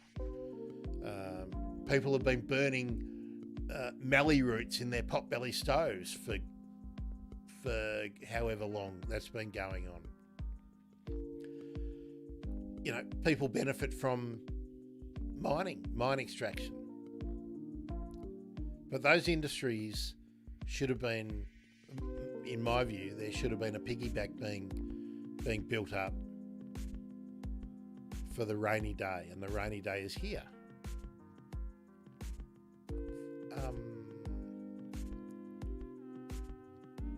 But now everyone is going to be squabbling over that pot of money that is going to be needed. And I think nature is looking like it's going to lose again. But these are all positive things that we need to move ahead. And there's, look, so many of the people who are co-authors of these articles are people that I want to get on the show to flesh out these issues next year. That's what a lot of the live streams will be about, teasing out issues that I think are, well, that I think are interesting, that I want to talk about, and hopefully you want to listen and get involved, get engaged. And then for the, just digressing again, the sort of academic stuff that the podcast was built on will keep going on. But there'll be a lot more live streams and a lot more opportunities for you all to have input and it's going to be a lot more issues focused, and they, of course, they're conservation issues, but the conservation is not something that and this is, I think this is one of the reasons why we fail so often at conservation in general, other than the feel-good local stories, because that's easy. It's easy to throw a small bit of money at a problem, at a local problem, and see a positive benefit, and then everyone can talk about, oh, that's great. The hard bit is to do it over the whole broad canvas and put really significant money into it. Or sometimes it doesn't need money. It's political will to just stop the destruction. Just stop it.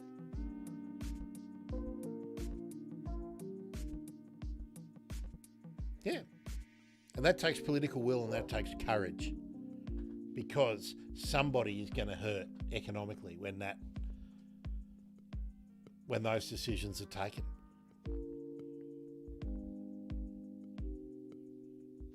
And I think what is important to governments is in the hard decisions they make.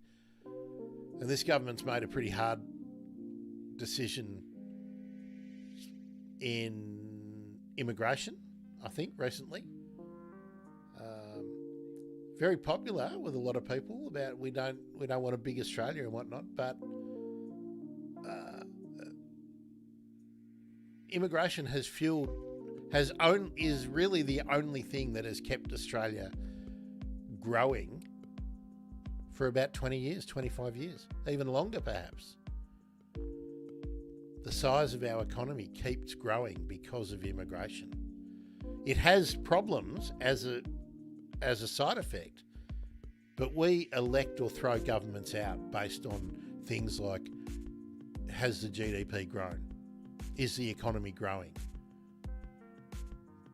I mean, you just take it down to tin tax. That is what happens. Once in a while, you get a government that is so repugnant and so repulsive that they need to be thrown out, and that it's not really the numbers on the economic checklist that has caused it. That doesn't happen very often, but it did happen in the last election. In my view, I don't think the last election was about economics, but the next one might be. So I think the government has made a brave decision about migration. And my point isn't that it's right or wrong. There's going to be a lot of people who hurt.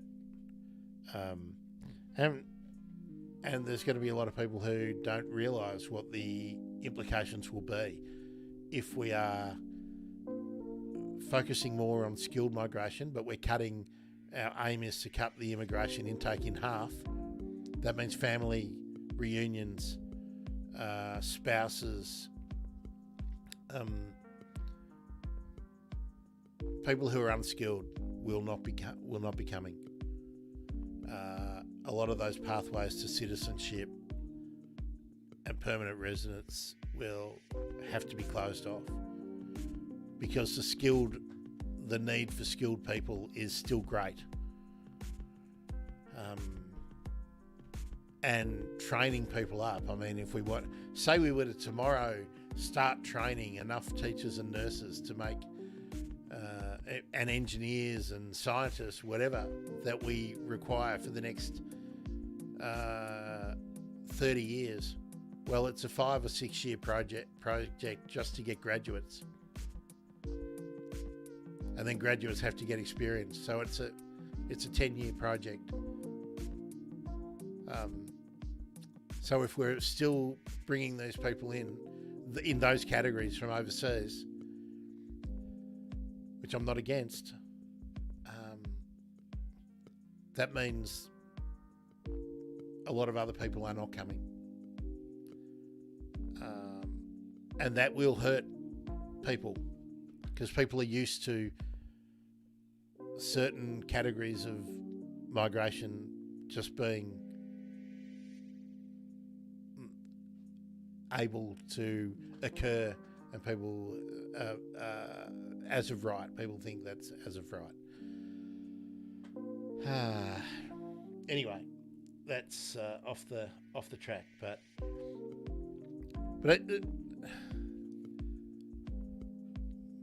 I bring these sort of, I go off on these tangents to make sure that we're always thinking about how all of the decisions have consequences, and that government decisions are hard. I understand that.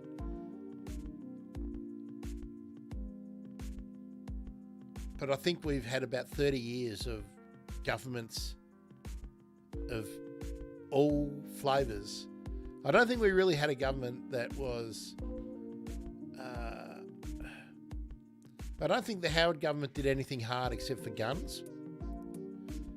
And I don't think it was hard because of the community desire for action after Port Arthur.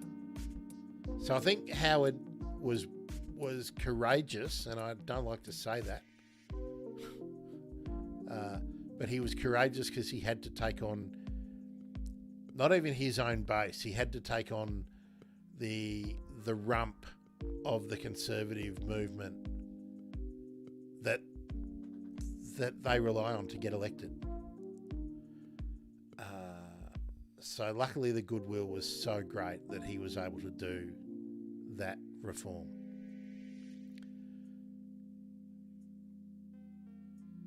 But I don't think there's been anyone who's really been brave apart from Keating in sort of 40 years. Whitlam was brave in some foreign policy.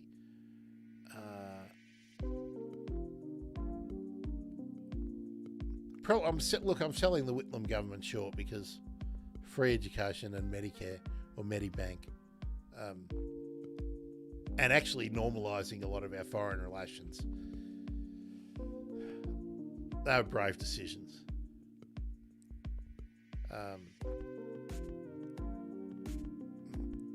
Keating shook up the economy, and I think that was generally a really good thing.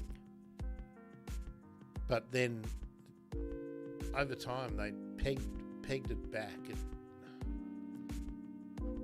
So the politics of the left wing in Australia drifted to the centre rather than further to the left, and that's how we ended up with all this corporatisation crap. Which I'd love someone to just point out to me the benefits of it.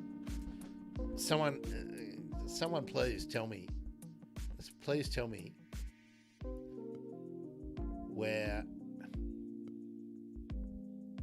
we've got tangible benefits for people other than the upper middle class and above.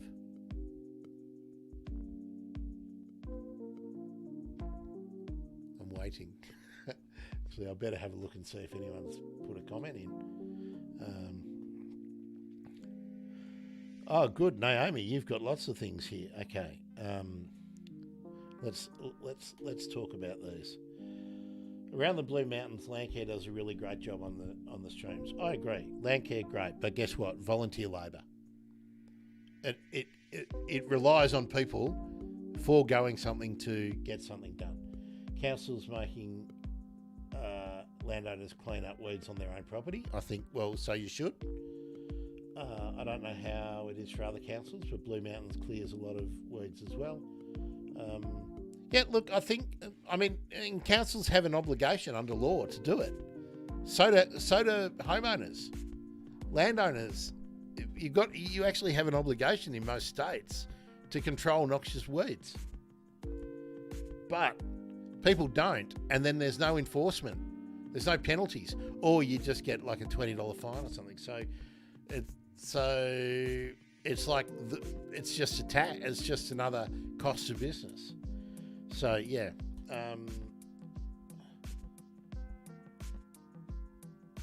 Yeah, as far as tax goes, Naomi says, I think it's takes some bravery by government in changing laws so there's less ways to avoid taxes. Absolutely. But no, actually, I'll give Howard his due. The GST, that was a very brave decision.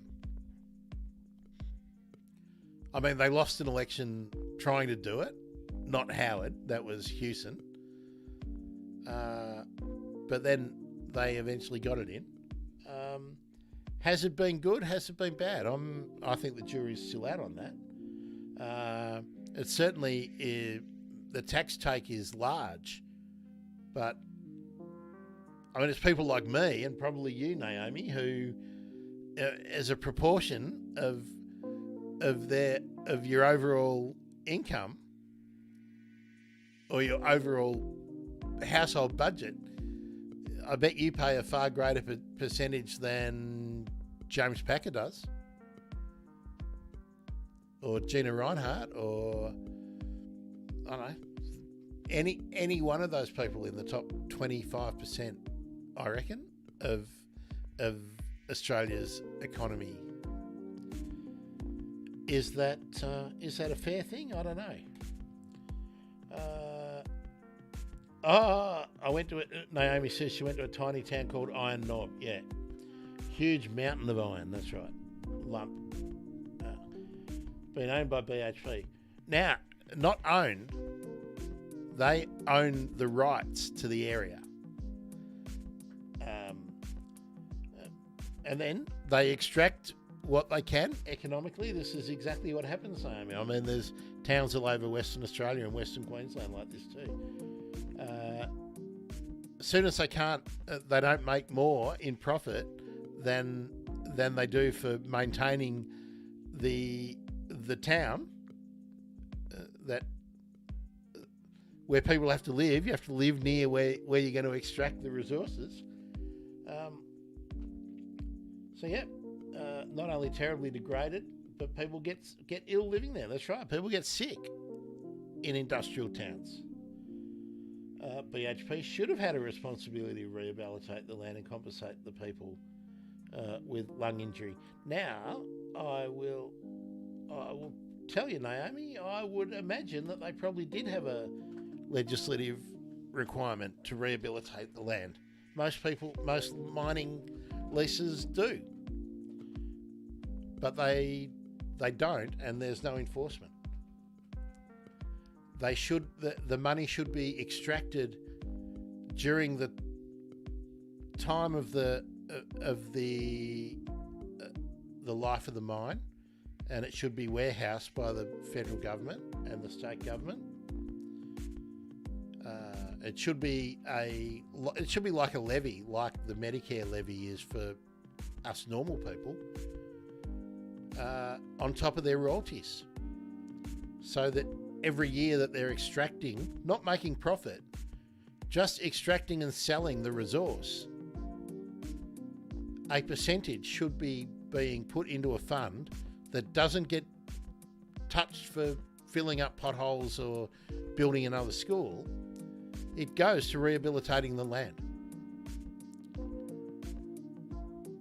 But it never happened because we've never ever in this country been serious about policing, regulating miners. Naomi, I've been through a lot of those little towns in all different states. And look, have a look at the places ghost towns that were part of the gold rush. You know, it's not a new problem. It's what miners do, whether they're little miners. Go have a look at White Cliffs and Cooper Pedy and Lightning Ridge and all the other places where there's mining leases. Have a look at the devastation. No one ever fixes them up. Never.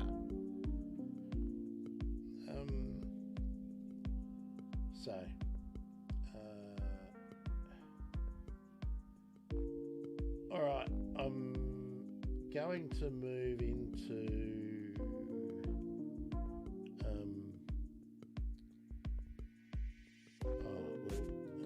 have a look at this one first. So this is another article from the Conversation. Patrick O'Connor, Associate Professor, University of Adelaide. This is from December, early December. Can the government's new market mechanism help save nature? Yes, if we get the devil out of the detail.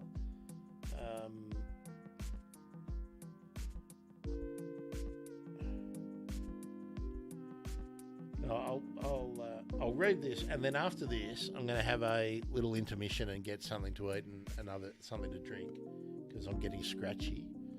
And then I've got a lot of things to go through talking about COP28. And I'll just see if there were.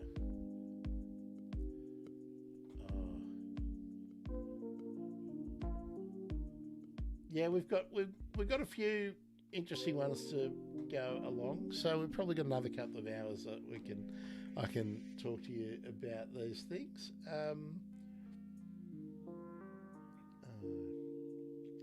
So we have a nature repair market now. It did pass on the 8th? Oh no, the 5th of December. Except it won't be called a market after amendments by the Greens, and it won't include biodiversity offsets. Thank God. Many experts have been highly sceptical of using market forces to reverse the damage that we've done to nature. As Richard Dennis told us before. There is some truth to this. Markets seek to find the point of exchange between sellers, here farmers and landholders, and buyers, fund managers, government and philanthropic organisations. When a government invents a market, it can try to make it appealing to politics, principles and buyers, while buyers work to drive prices and standards down and volumes up. But as someone who has run nature-based market mechanisms in Australia for 20 years, I regard the passing of this legislation as a tentative step forwards. Market mechanisms can work if done right. The sheer scale of what we have done to nature, and by that means buggered it up, means we need large-scale action. Giving nature repair projects a tradable value and government-backed quality assurance could help if it works for both nature and investors. Even though the bill has passed, there is much detail we're yet to see. And as we all know, the devil is in the detail. Oh, yes. Can a bill like this work without offsets? What do you think? When first proposed, conservationists criticised the Nature Repair Bill's allowance of offsets. Essentially, if you clear land for a development in one place, you have to revegetate or protect a similar amount of land elsewhere. That's because offsets can be seen as an easy solution. That's the problem. Pay money and you can still trash nature, or a developer might rip out scarce threatened species habitat and replant acacias, of which we already have a vast amount. But it could be acacias, could be anything else. Could be timber species, could be spotted gum or mountain ash. Okay, now here's the crux of it, and this is why I want to get Polly Hemming on to talk about this. Now the offsets are gone, or are they? This bill is not the end of the line. The harder debate is yet to come as the government prepares reform for the far bigger Environment Protection and Biodiversity Conservation Act. Now this is, you might have remembered the Samuel Review. It's what the Graham Samuel Review is all about. And this is a hard one, and this is what they put off. They put off the hard decision. The main environmental protection laws we have at federal level, and they're widely regarded as not being up to task. I think we all know that. The government is likely to include offsets in this act rather than the Nature Repair Act. Why? Because development of any kind involves making changes to nature, and we will need a lot of new infrastructure as we work towards net zero, such as transmission lines through renewable energy projects. Because we can't look at neighbourhood-based power solutions because we privatised and corporatised the electricity industry. So we've got multinationals. Multinational companies have invested billions of dollars into these assets and they need a return. The government want to use offsetting to compensate nature for losses from new infrastructure. If there are no offsets available, you either do the development without trying to repair nature, or you don't do the development at all. The fight over offsetting might have been only kicked down the road. See, hard decisions.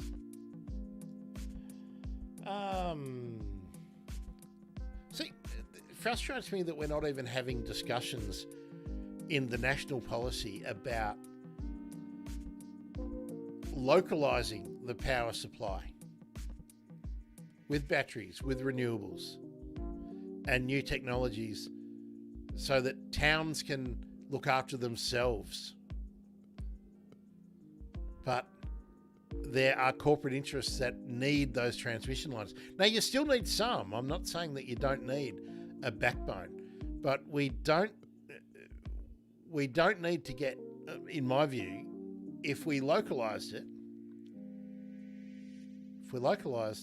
a lot of towns and regional cities, we wouldn't need to maintain this massive backbone. I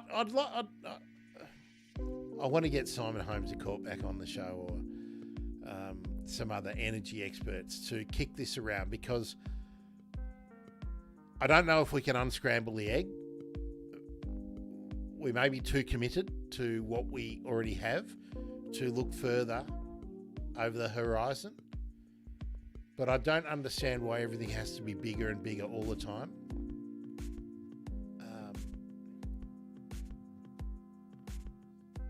I might be wrong, but I think we could be self-sustaining on smaller scales. But anyway, let's get back to what the professor has to say in this article.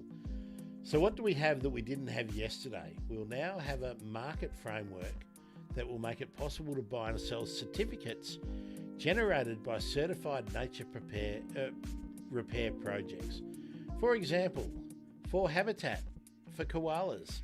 This could include reducing stock grazing, managing weeds and pest animals, and agreeing to a covenant on land to prevent future habitat loss due to development.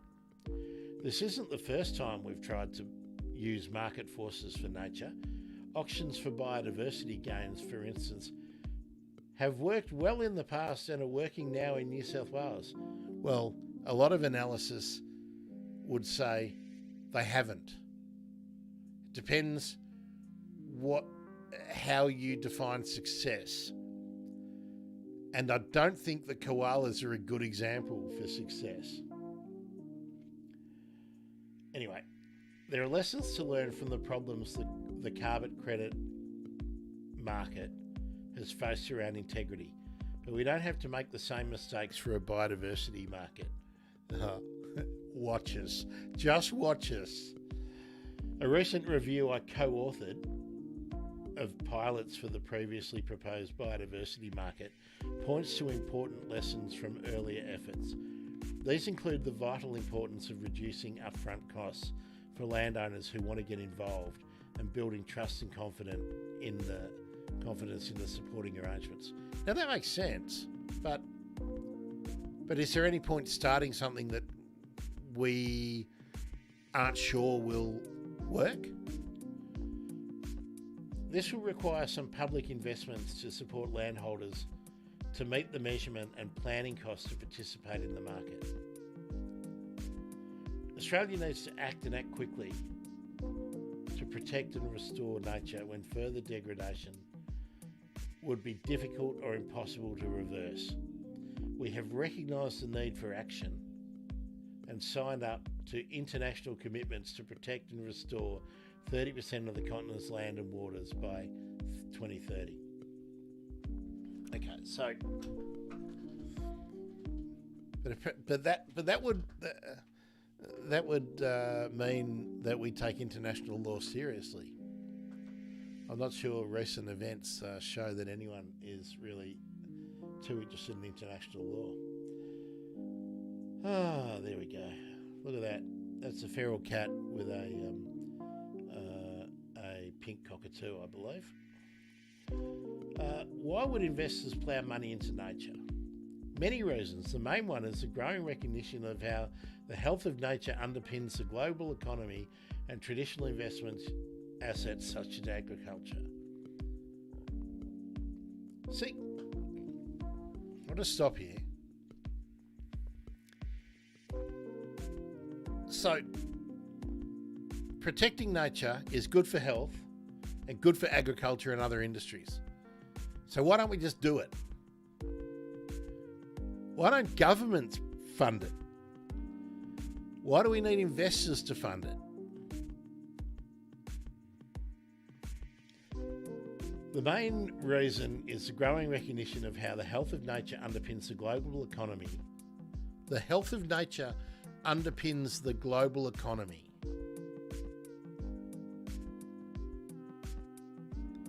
The health of nature underpins the global economy.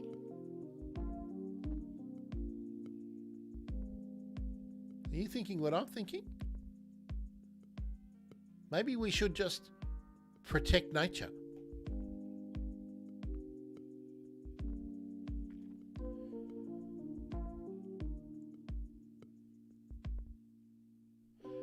The World Economic Forum, estimates biodiversity credit values could reach Australian 3 billion by 2030 and 104 billion by 2050. Value for who? Value for who?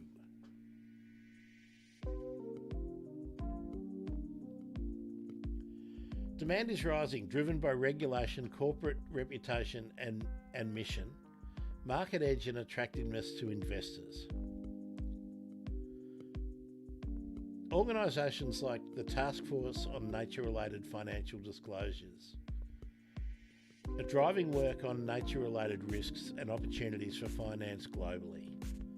Okay, I like the sound of that, but, you know, over 30% of people in America just are slavishly following Trump, and at his rallies he's been saying, I want to be a dictator on day one, to build a wall and drill, baby, drill more fossil fuel. There's no fair income recognition in the major economies of the world to stop environmental degradation. This is fringe stuff. Oh, he's talking about me in this next paragraph. While there has been some scepticism about whether the market really exists for nature repair in Australia, there are some signs investors are ready. Oh, so, thank you, investors. For instance, Western Australia's first green bond was greatly oversubscribed at its launch this year, promising to invest in projects with environmental benefits such as energy transition. So you invest in projects that create wealth for people who already control an exploitative market that we used to have publicly owned, that the profits from used to come back to us.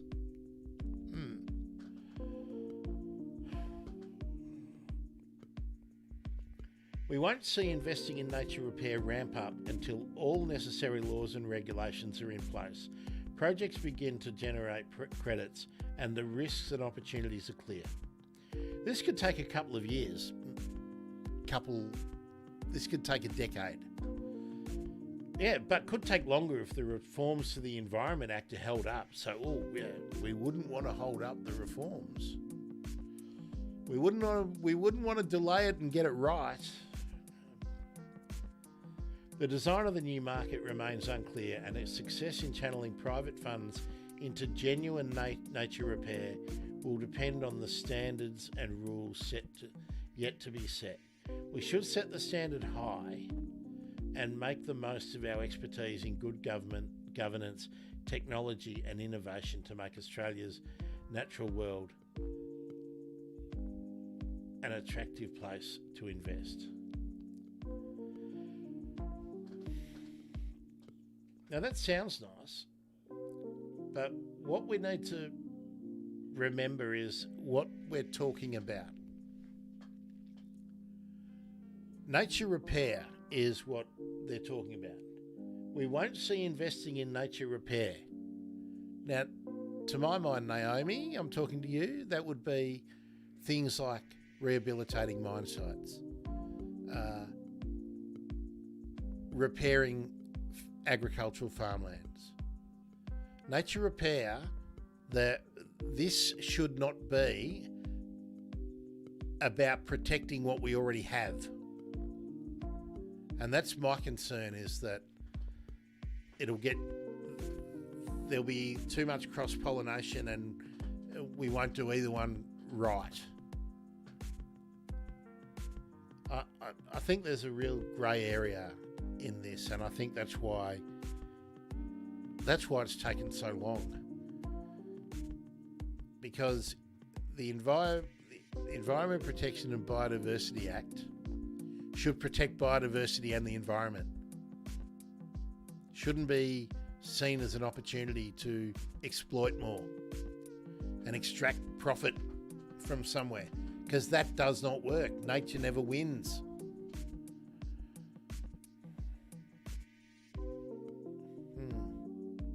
There's just not enough detail for me to be anything other than sceptical for the moment.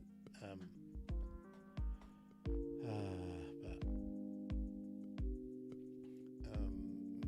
just going to see if I can find the...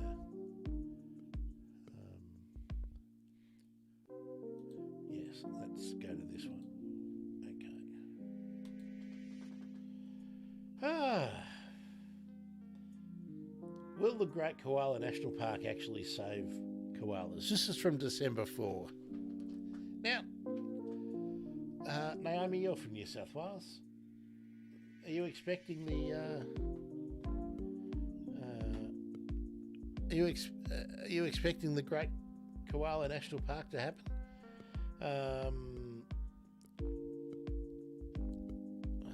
Okay, Naomi's got some more comments. Let's have a look. You asked about power outages in the Gold Coast. Yes, I did. Apparently some areas are still blacked out. Yeah, and a more local power grid may have saved a lot of annoyance.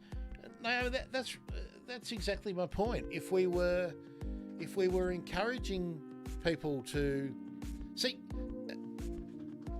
we have to have this grid, and we have to keep feeding power into the grid so that people can sell it. Not only supply it, they've got to be able to sell it. If the government owned it all, the government could just make sure that we can supply it. We wouldn't have to worry about selling it. But I think and it's an essential service. It's a cost. It's like people trying to say we make money from hospitals. Show me the private hospitals that do the really cutting edge and life-saving surgeries. They don't, because you can't make money out of it. That's service. Services cost. People can make money out of the service called roads. Transurban's making money out of roads. They just don't pay any tax. So it's like a bloody charity. Anyway. It seems to me that capitalism has gone crazy. We should protect nature. Not for market reasons, but just because it's the right thing to do. That's why I always ask, Naomi, and I put it to people in different ways. But why should we protect nature? Why is there a law to protect anything? And if we intrinsically think that we should, then why don't we? I don't think it's that complicated. I think the lessons are there for us now, that what we are doing and what we have been doing does not protect nature. And if that's what we think we should do, because we have laws to do it that say you should do it, then why don't we just do it?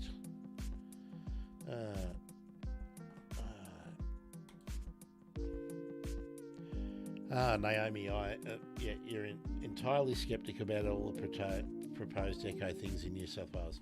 Me too, and that is why I made the comment. And I'm sorry if people get sick of me being political all the time, but everything is political, and conservation is particularly political. And people go, oh, we voted in a Labor government, oh, left wing. They're not left wing. The Labor government in New South Wales is absolutely not left wing. It's just slightly pink. Not even slightly pink. I don't know what's. Well, they're not green, but if you put the Conservatives who are blue and Labor who reckon they're red together, you get green. But they're far more in the cyan. They're far more in the blue on the colour wheel than. They're far more blue than the Greens are. The Greens are far more red than the. Yeah. And while I'm, the jury's out still for me on the Teals as a whole. Most of the Teals were Liberals. Like that's where they come from. That's their natural tendency. They're just from the socially progressive side of Liberals, but I'm not too sure that they're going to be they're not going to be. I think they'll line up with corporates in the end if it comes to push comes to shove. So anyway, I'm sceptical, and I have invited a few of them on the show to talk about these things, but people don't like talking about these things. Look,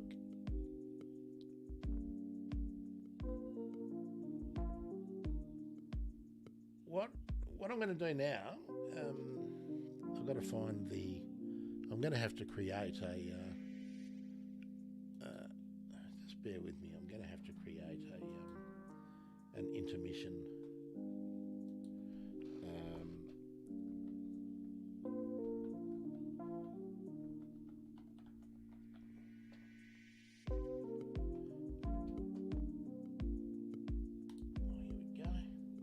Found a couple.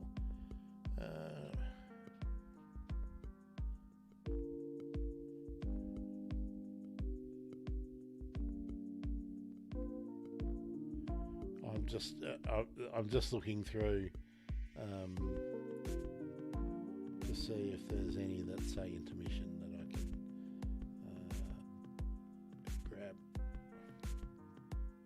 I do try and design all those things myself, which is why they probably look so crap. But I'm not seeing any.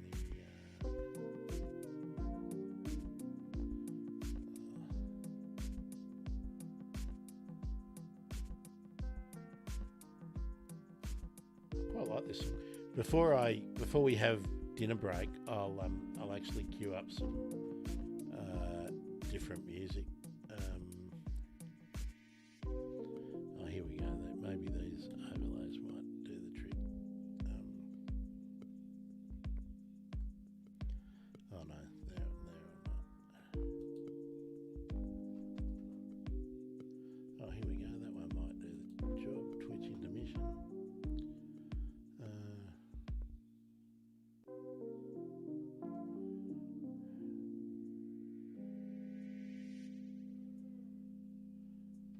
I'll tell you what, I'll do the one that I used before.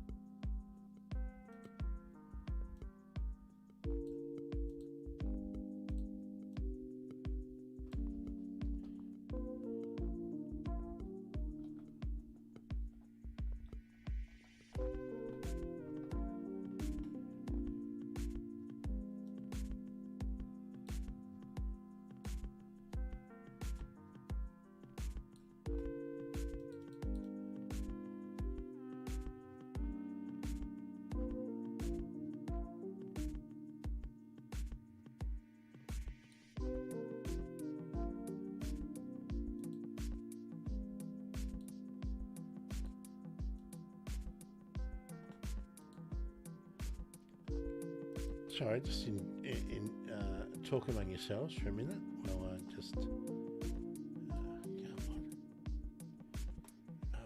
Here we are.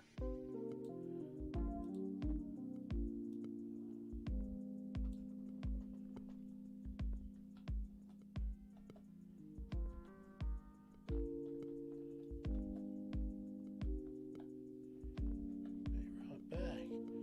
Better make that a bit bigger.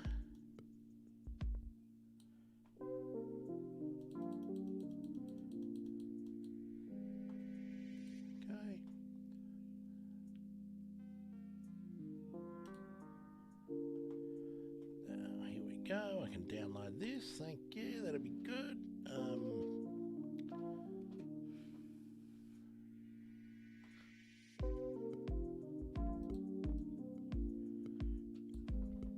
better give it a name so I can find it.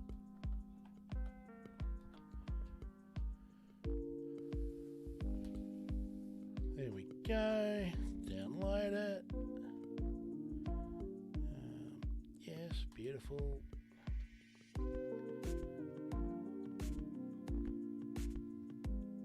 Get a bit warm in here under these lights, I might say. Questions or comments, you know what to do while I'm waiting for this to do its thing.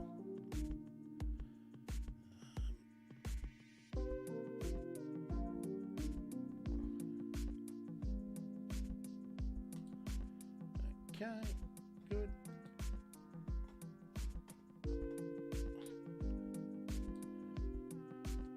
People can cogitate on that for a minute, Naomi. I will.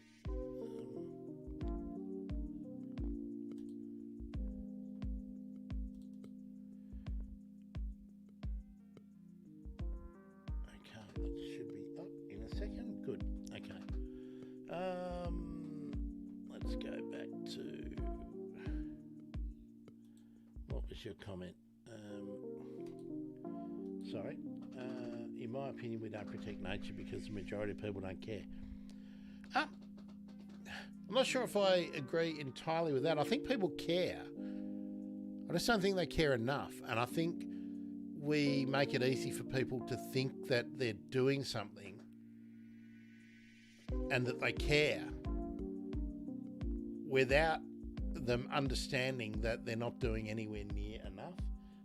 I think a lot of, Nate, you say, a lot of people sadly think with their back pocket or get swayed by marketing. I think it's more about the marketing against protecting nature, scare tactics, etc. The greenwashing is the main, a huge part of it. Astroturfing as well. I think people, it's not the back pocket thing about nature. Like you were just talking about land care before, people will give up time and philanthropy. The whole nature repair market is because there's all these philanthropic organisations who want to donate money, and a lot of that stuff has come from public donations. So people are willing to put money towards it, but the corporate you got to remember. Channel 10 is owned by the same corporation that owns Paramount, right? So Channel 10 is not going to ever tell you anything real about nature and conservation. They're going to do the feel-good stories. Channel 7, the same. Channel 7's owned by Seven West Media, Kerry Stokes, who just blew $60 million on legal costs to protect, now we found a war criminal who Stokes likes and gave him the Queensland arm of his company to run, and now been left with egg on his face. Channel 7, I don't know if any of you watched the coverage of the whole Brittany Higgins, Bruce Lerriman case. Now, it's still not decided, the defamation case, But Channel 7 are paying Bruce Larimer's rent for 12 months. That's Channel 7. That's who's telling us that stuff. And then Channel 9, Fairfax, The Age, all of those radio stations that have protected some of the loudest voices and most right-wing and subservient lickspittles in the country. And it's run by Peter Costello. And then the ABC, the chairman of the ABC board is Ida Buttrose, who was what? What about it? Oh, on my window. Oh, well, I can't see it. Why? What have you got it in your hand for? What, did it smash into the window? How'd you catch it? Well, that doesn't sound good. Sounds like something might be wrong with it. Well, if you put it down, what happens? If you let it go, does it fly away? It doesn't sound like he's very well. Excuse me, everyone. There's a rainbow lorikeet on my windowsill. Just hang on. I'm just going to put this down and have a look. I'm going to pop out just for a minute and have a look. So yeah, you can enjoy the albatross while I go and have a look.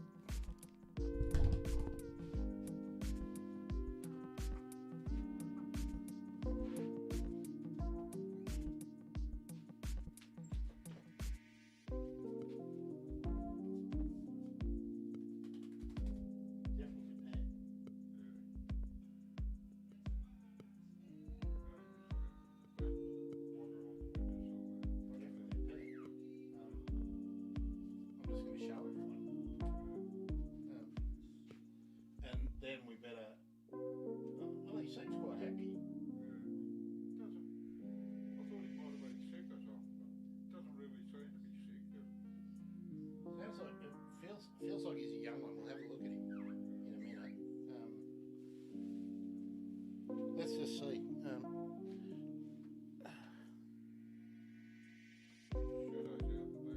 Is he? Okay. Well, we'll have to do something about this guy.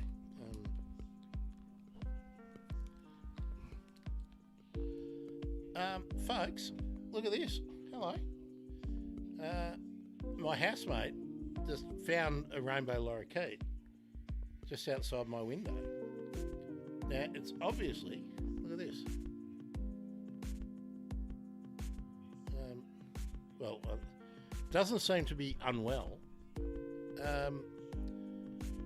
And I think it's a pet. So,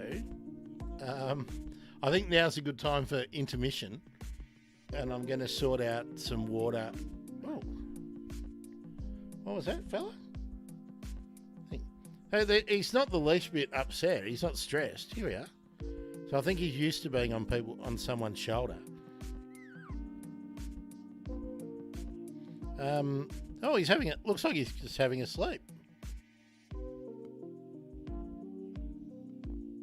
He is. It is just having a sleep. Okay. Will you all bear with me while I? Oh, can you hear that? It's just chit chatting.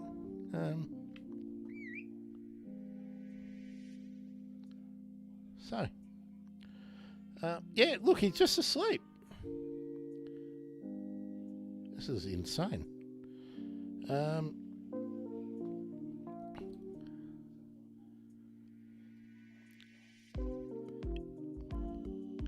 Yeah, Naomi, it hasn't got the paralysis disease. This is a bird that is tame. I can tell that. So, I think he's probably an escapee. He's just quite happy. There we are. So we'll have to look after it tonight, and we will freaky. Luckily, I have. I've just got to find somewhere where it can perch and relax.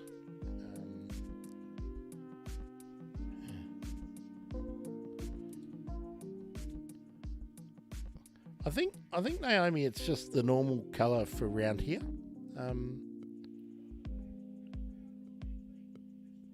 But you can see it's not upset at all. But I can't really do more of a check now. I've got to find something you can hang out in. We don't have to worry about it. It can just be inside. I don't need to really contain it, other than for its own safety. But he knows it's night time and he wants to go to bed. But I'll organise some water, and I've got some feed. I've actually got some lorikeet feed, and I'll look after it. So yeah, so now is a good time for intermission, right? So that's what I'm going to do. I'm going to put up the intermission, and then we'll come back and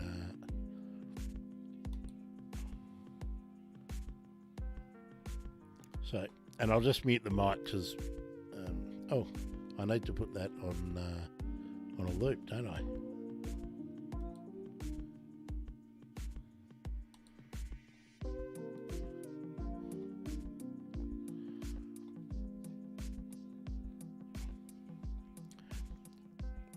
Yeah, I've got a bunch of boxes and stuff. I just need to organise a perch, and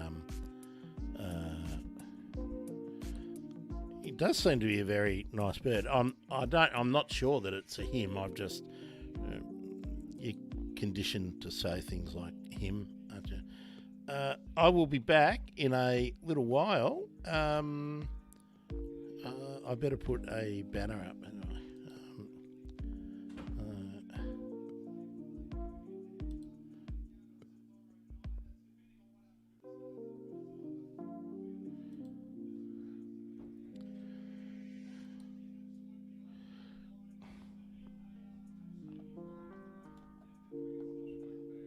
Yeah, no.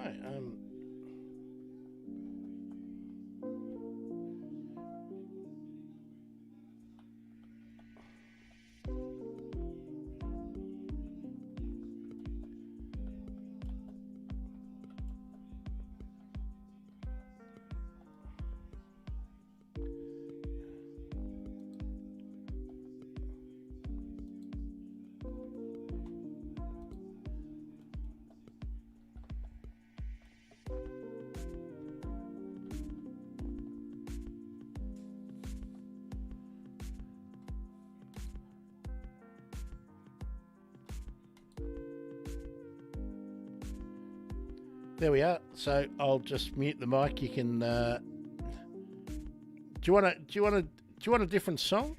What do you think? We've had that one on for a while. What about a bit of about a bit of feeding the ducks? There we are. That's the one I usually put on. I'll mute the mic, and I shall be back in a short while.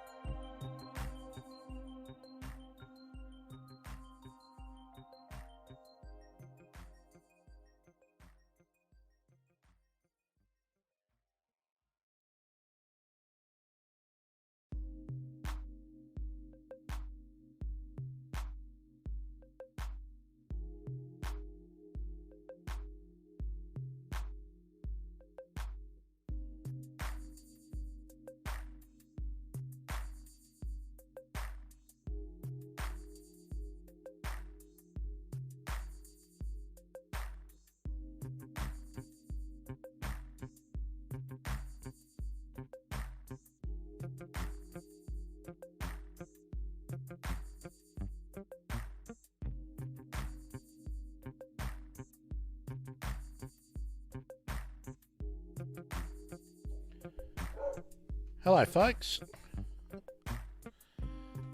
Let's put this down.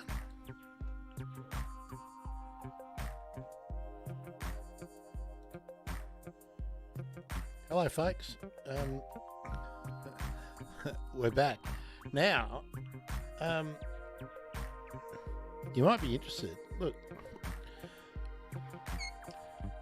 I already had this, and this guy, this bird, recognised. Look, soon as I got this, he went straight to the top. So he knows it. So I made up the food, and here we go. So we might be a bit distracted now. We have fireworks going off down in town here. So I'll be looking after him while her hit. I think it's quite a young, and it's obviously a pet.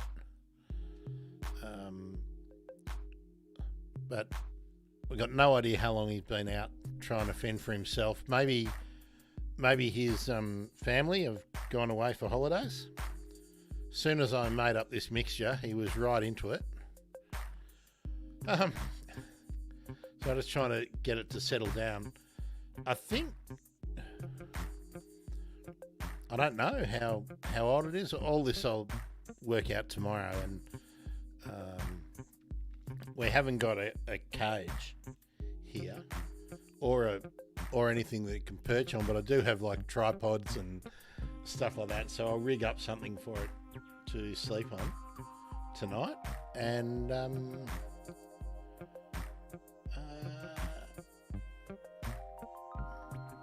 you'll have it all, won't you?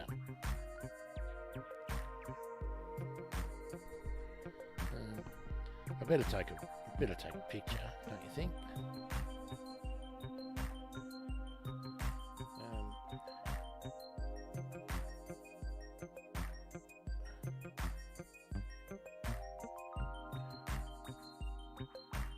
Better take a picture. What do you reckon? So you know I'm going to be completely distracted now, don't you?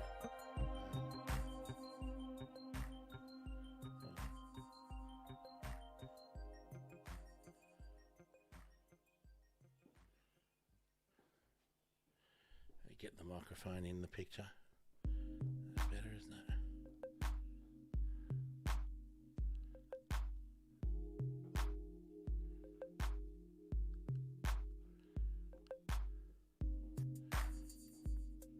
There we are. It definitely wants all of this nectar. I better do a square one for Instagram. What do you think?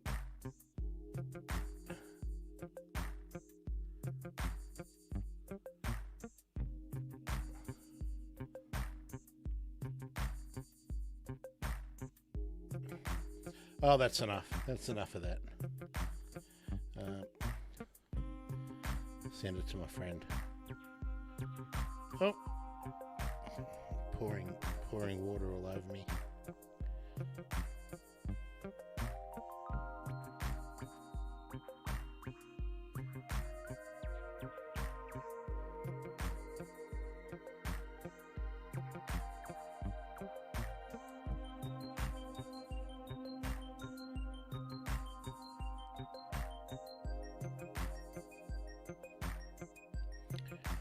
Now, I wonder if I put this down, if I put this on the table, are you going to want to sit down there? Let's try that out.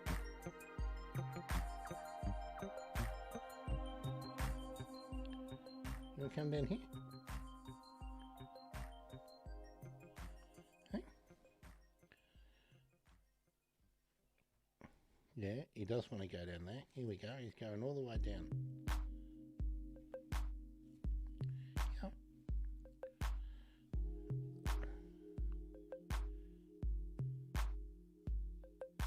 Come down.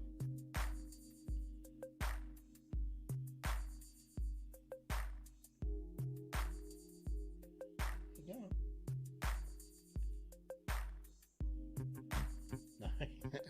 All right. All right. So here we are. I would like him to. It'd be great if he would sit up on here.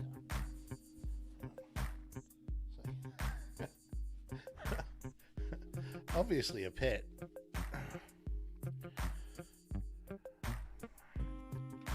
All right. Can I get back into it? I can take the banner down now, can't I? Because well, what would you like to talk about now, folks?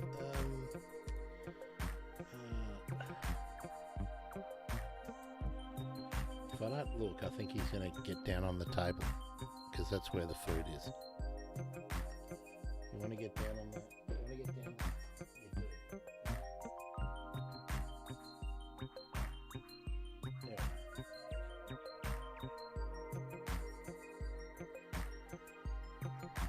Gonna.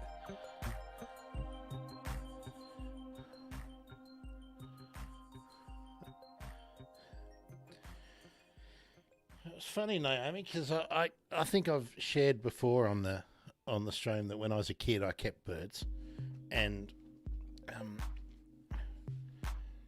I never wanted to keep birds in cages ever again. I thought of that. Oh, hello. You all right now?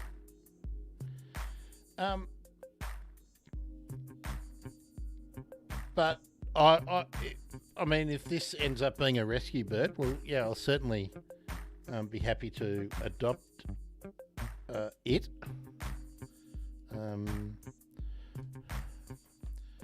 I had this because I had been considering feeding the local lorikeets again.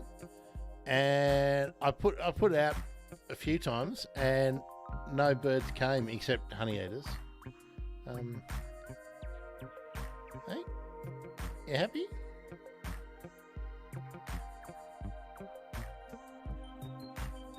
Oh, he wants to go up the tripod, I think. Yeah, he just wants to get higher up.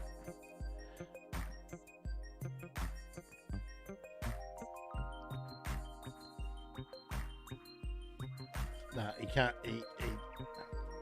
What do you want to come over here now? So I'm going to be distracted.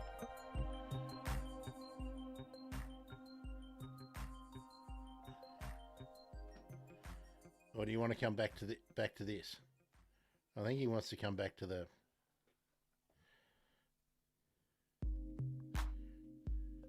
Yeah, you can do that. Oh, he's sitting on some of my camera cables now. There we are. He's quite happy. He's just going to cruise around the desk. You can do that. You can do whatever you like, pal. Okay. What else did I want to show?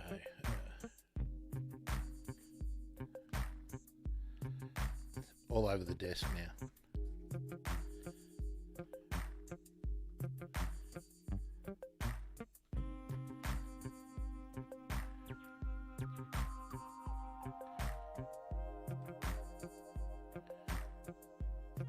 He wants to eat the packet.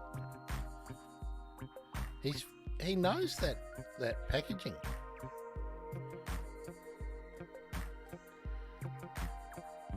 Wait.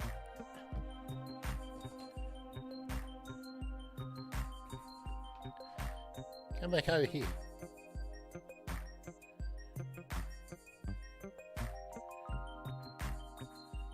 Yeah, okay.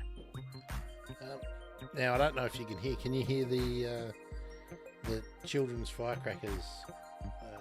The early family ones are already going off.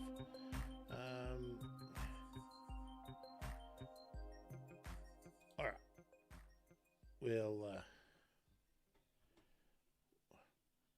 We'll go with this. We'll go with this one while I'm semi-distracted. James Watson and Louise Backstrom are the authors of this piece in The Conversation. We analysed citizen science to find Australia's top 10 most elusive birds. So, in our new research, we use citizen science data to rank Australia's birds in terms of how well they are known. We looked into how often birdwatchers spot each species and where they find birds compared with how often they look. So, go looking for birds, you'll see birds. This quantifies how well known each species is. So we looked at how often birdwatchers spot each species and where they find birds compared with how often they look to determine rates of survey success.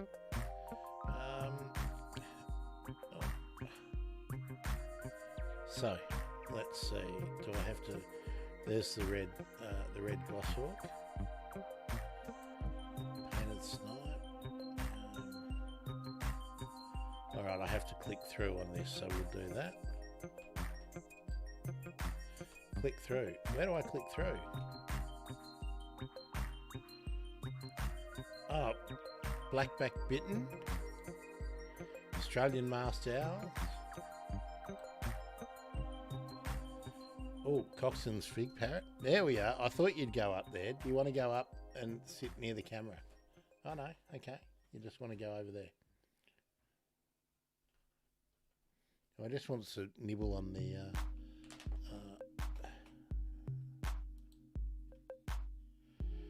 night parrot. Red goshawk. So more people are seeing the red goshawk than I would have expected.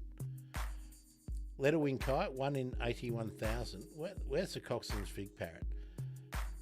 1 in 81,000 surveys. Buff-breasted button quail, 1 in 33,000. You happy there? Having a stretch, having a shake?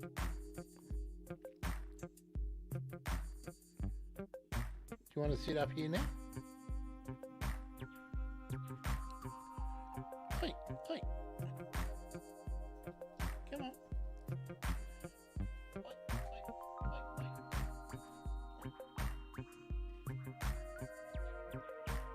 Where's he going now? He's gone for a rest over there. Hopefully he'll have a nap. Yeah, have a nap over there.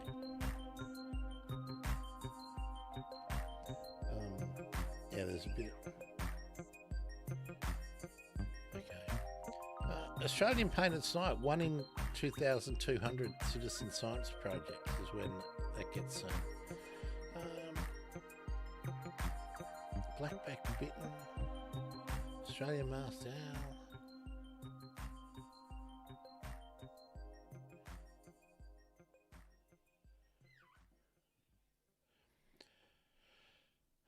What are the conclusions?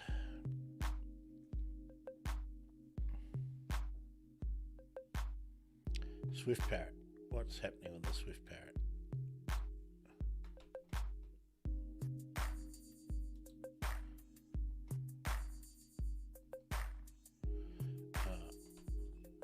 There we are. He's just having a nap.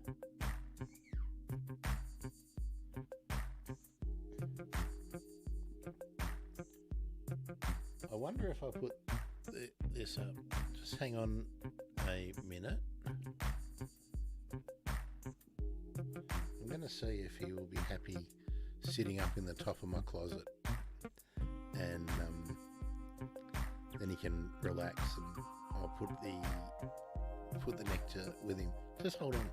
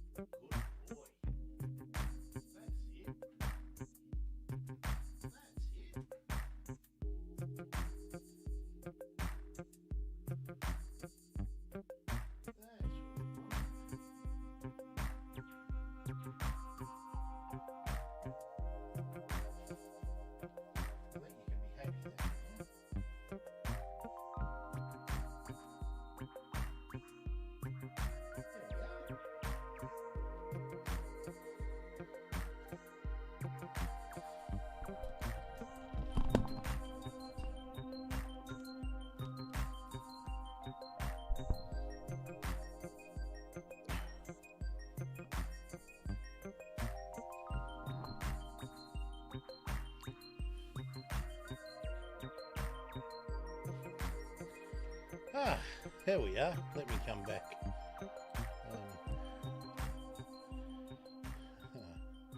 There we are. Messed up my lighting. I've had to move.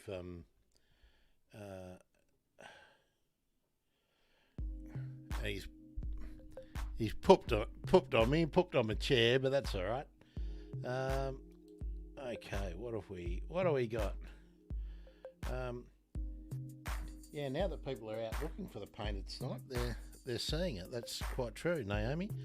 OBP is not in that list, but I'm imagining that people who know where to look, and if they're going out looking for them, are probably seeing them. You got to know.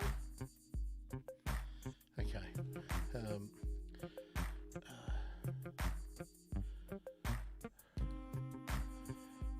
I do have the buff-breasted button quail article coming up, Naomi. Yes.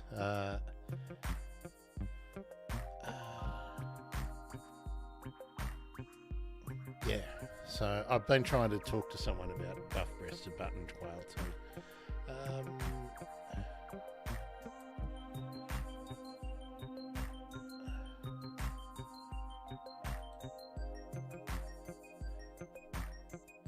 I'll just find the...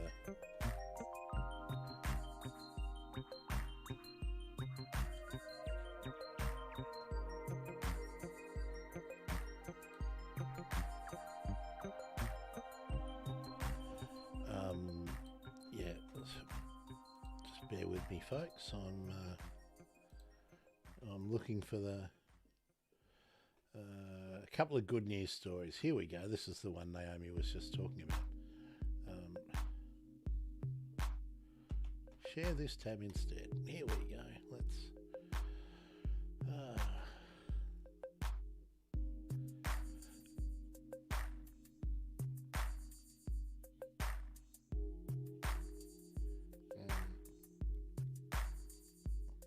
Just hang on. I'm just going to make a bit of a change up in my wardrobe, make a bit of room, and I think the bird will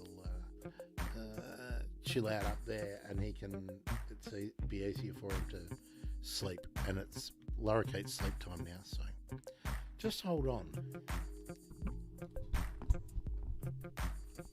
Happy with that?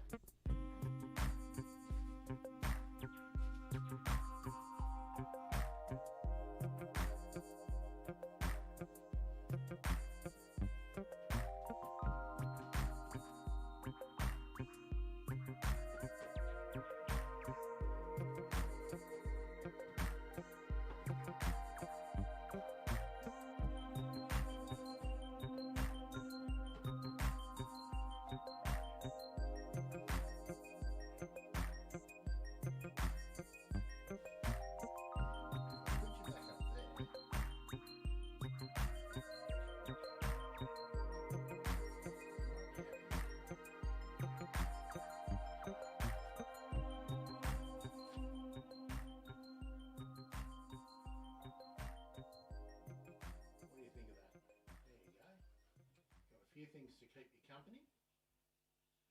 You like that?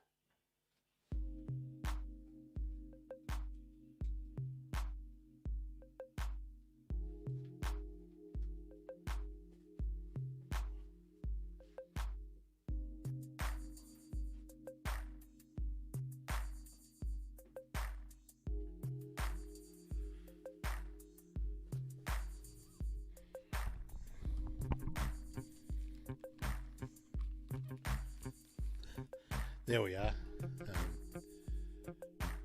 up in a little nook in the closet with the nectar mix, but it's quite dark up there, so he can go to sleep. He can find it. He's on a perch, and here we are. Yeah, if he wants to relax, he can. If he wants to explore, he can. I think that's the best I can do for now, and he's up on a couple of old boxes so he can cook to his heart's content.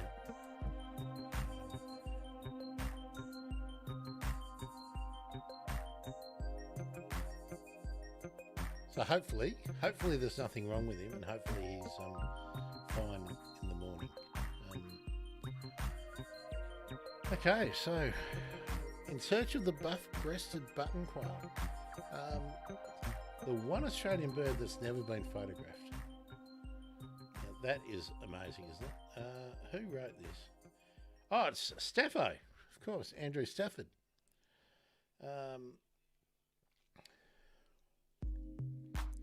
For over 100 years, the night parrot was the undisputed mystery bird of Australian ornithology. Now that's true. It was certainly, when I was growing up, it was the one that everyone wanted to find.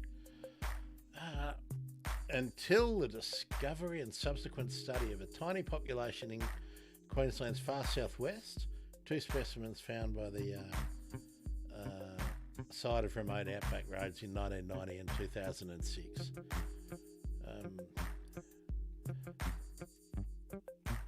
We're not going to go through the whole one. Well, that's a whole episode. But there's a good news story. Now let's go to the one that isn't quite so good. Lisa Cox, fantastic environment reporter. I'm just checking that seems to be okay. When was this? November 2023. Australian populations of threatened bird species fall 60% in the past 40 years. Queensland and South Australia.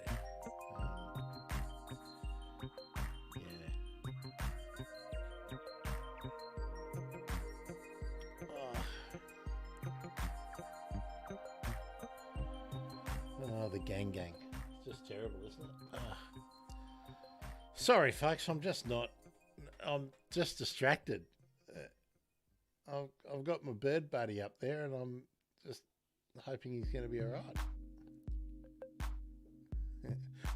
He's sitting up in the closet amongst all of my empty boxes, like for my camera and all the gadgets and gear. I keep the boxes in case. And yeah, he's just sitting up there under my sleeping bag as well, rolled up. Yeah, he's gonna go to sleep now. Oh, he's distracted. I think, to be fair to him, I'll pull the pin very soon, and he can. Yeah, I think that's what I'll do.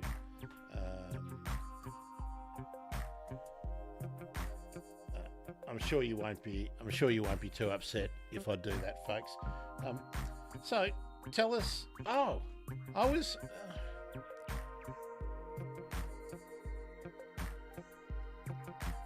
Gee,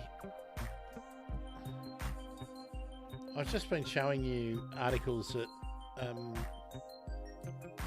I wasn't sharing. So there's the gangs. Let me go back here. That was a bit hopeless of me, wasn't it? There we are. Australian populations of threatened bird species fall by 60% in the past 40 years. And before that, this was what I was talking about, which is a great article by Andrew Stafford. We might do some of these stories tomorrow, because some of them are good, and there's another good story there. Yeah, I did dig up some good stories, so we might do that tomorrow. Hey, yeah, I think so.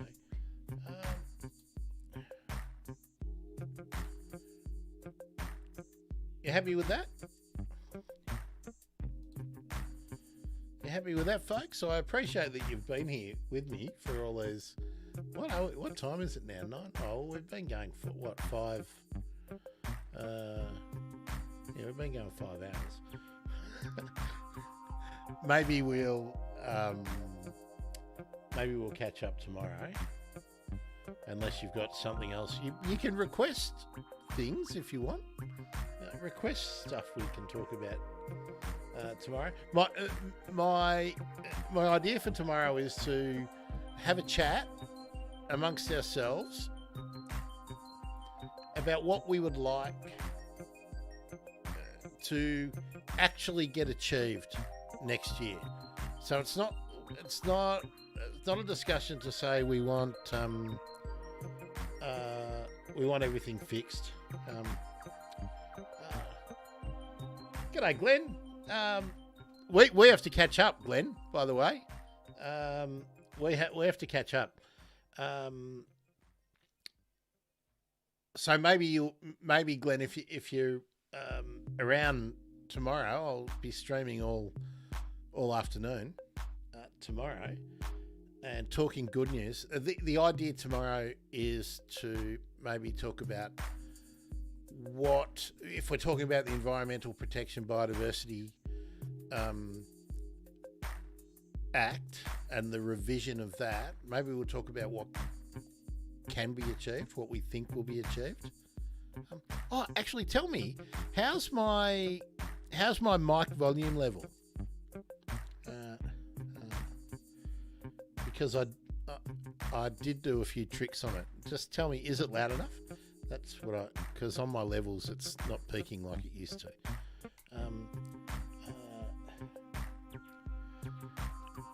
Yeah. So what? I think I've scheduled it for 12:30 tomorrow. So that's when I'll start the stream, and we'll let everyone catch up, and I'll probably be active about 1 o'clock.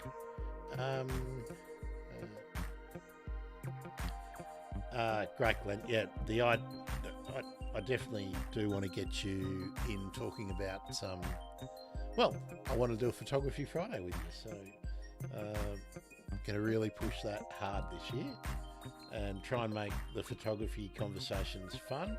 Thank you, Glenn, for letting me know that the volume is fine.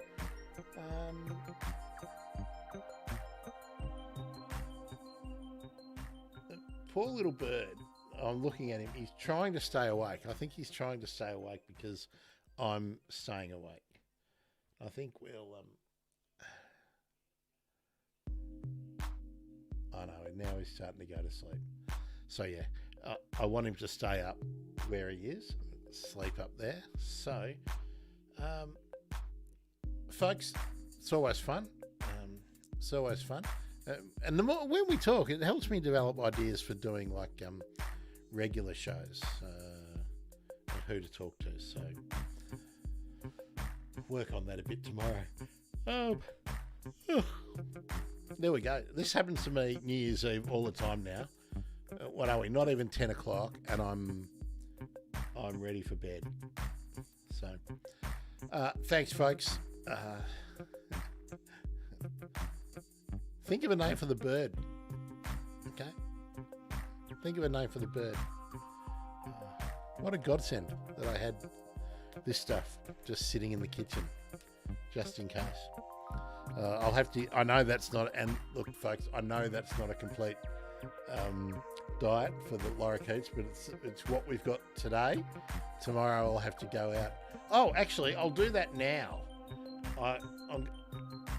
I'm going to push the stream back tomorrow, probably till 2, because I've got the bird and I've got no fresh fruit that's suitable for the bird. So that's my task tomorrow, to go and get some fresh fruit that will be good for him, and some other little greens, little,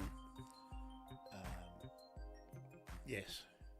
So he really wants to go to sleep. So that is the plan. I'll change that in a minute. As soon as we get off here, I'll change that back to 2 o'clock tomorrow.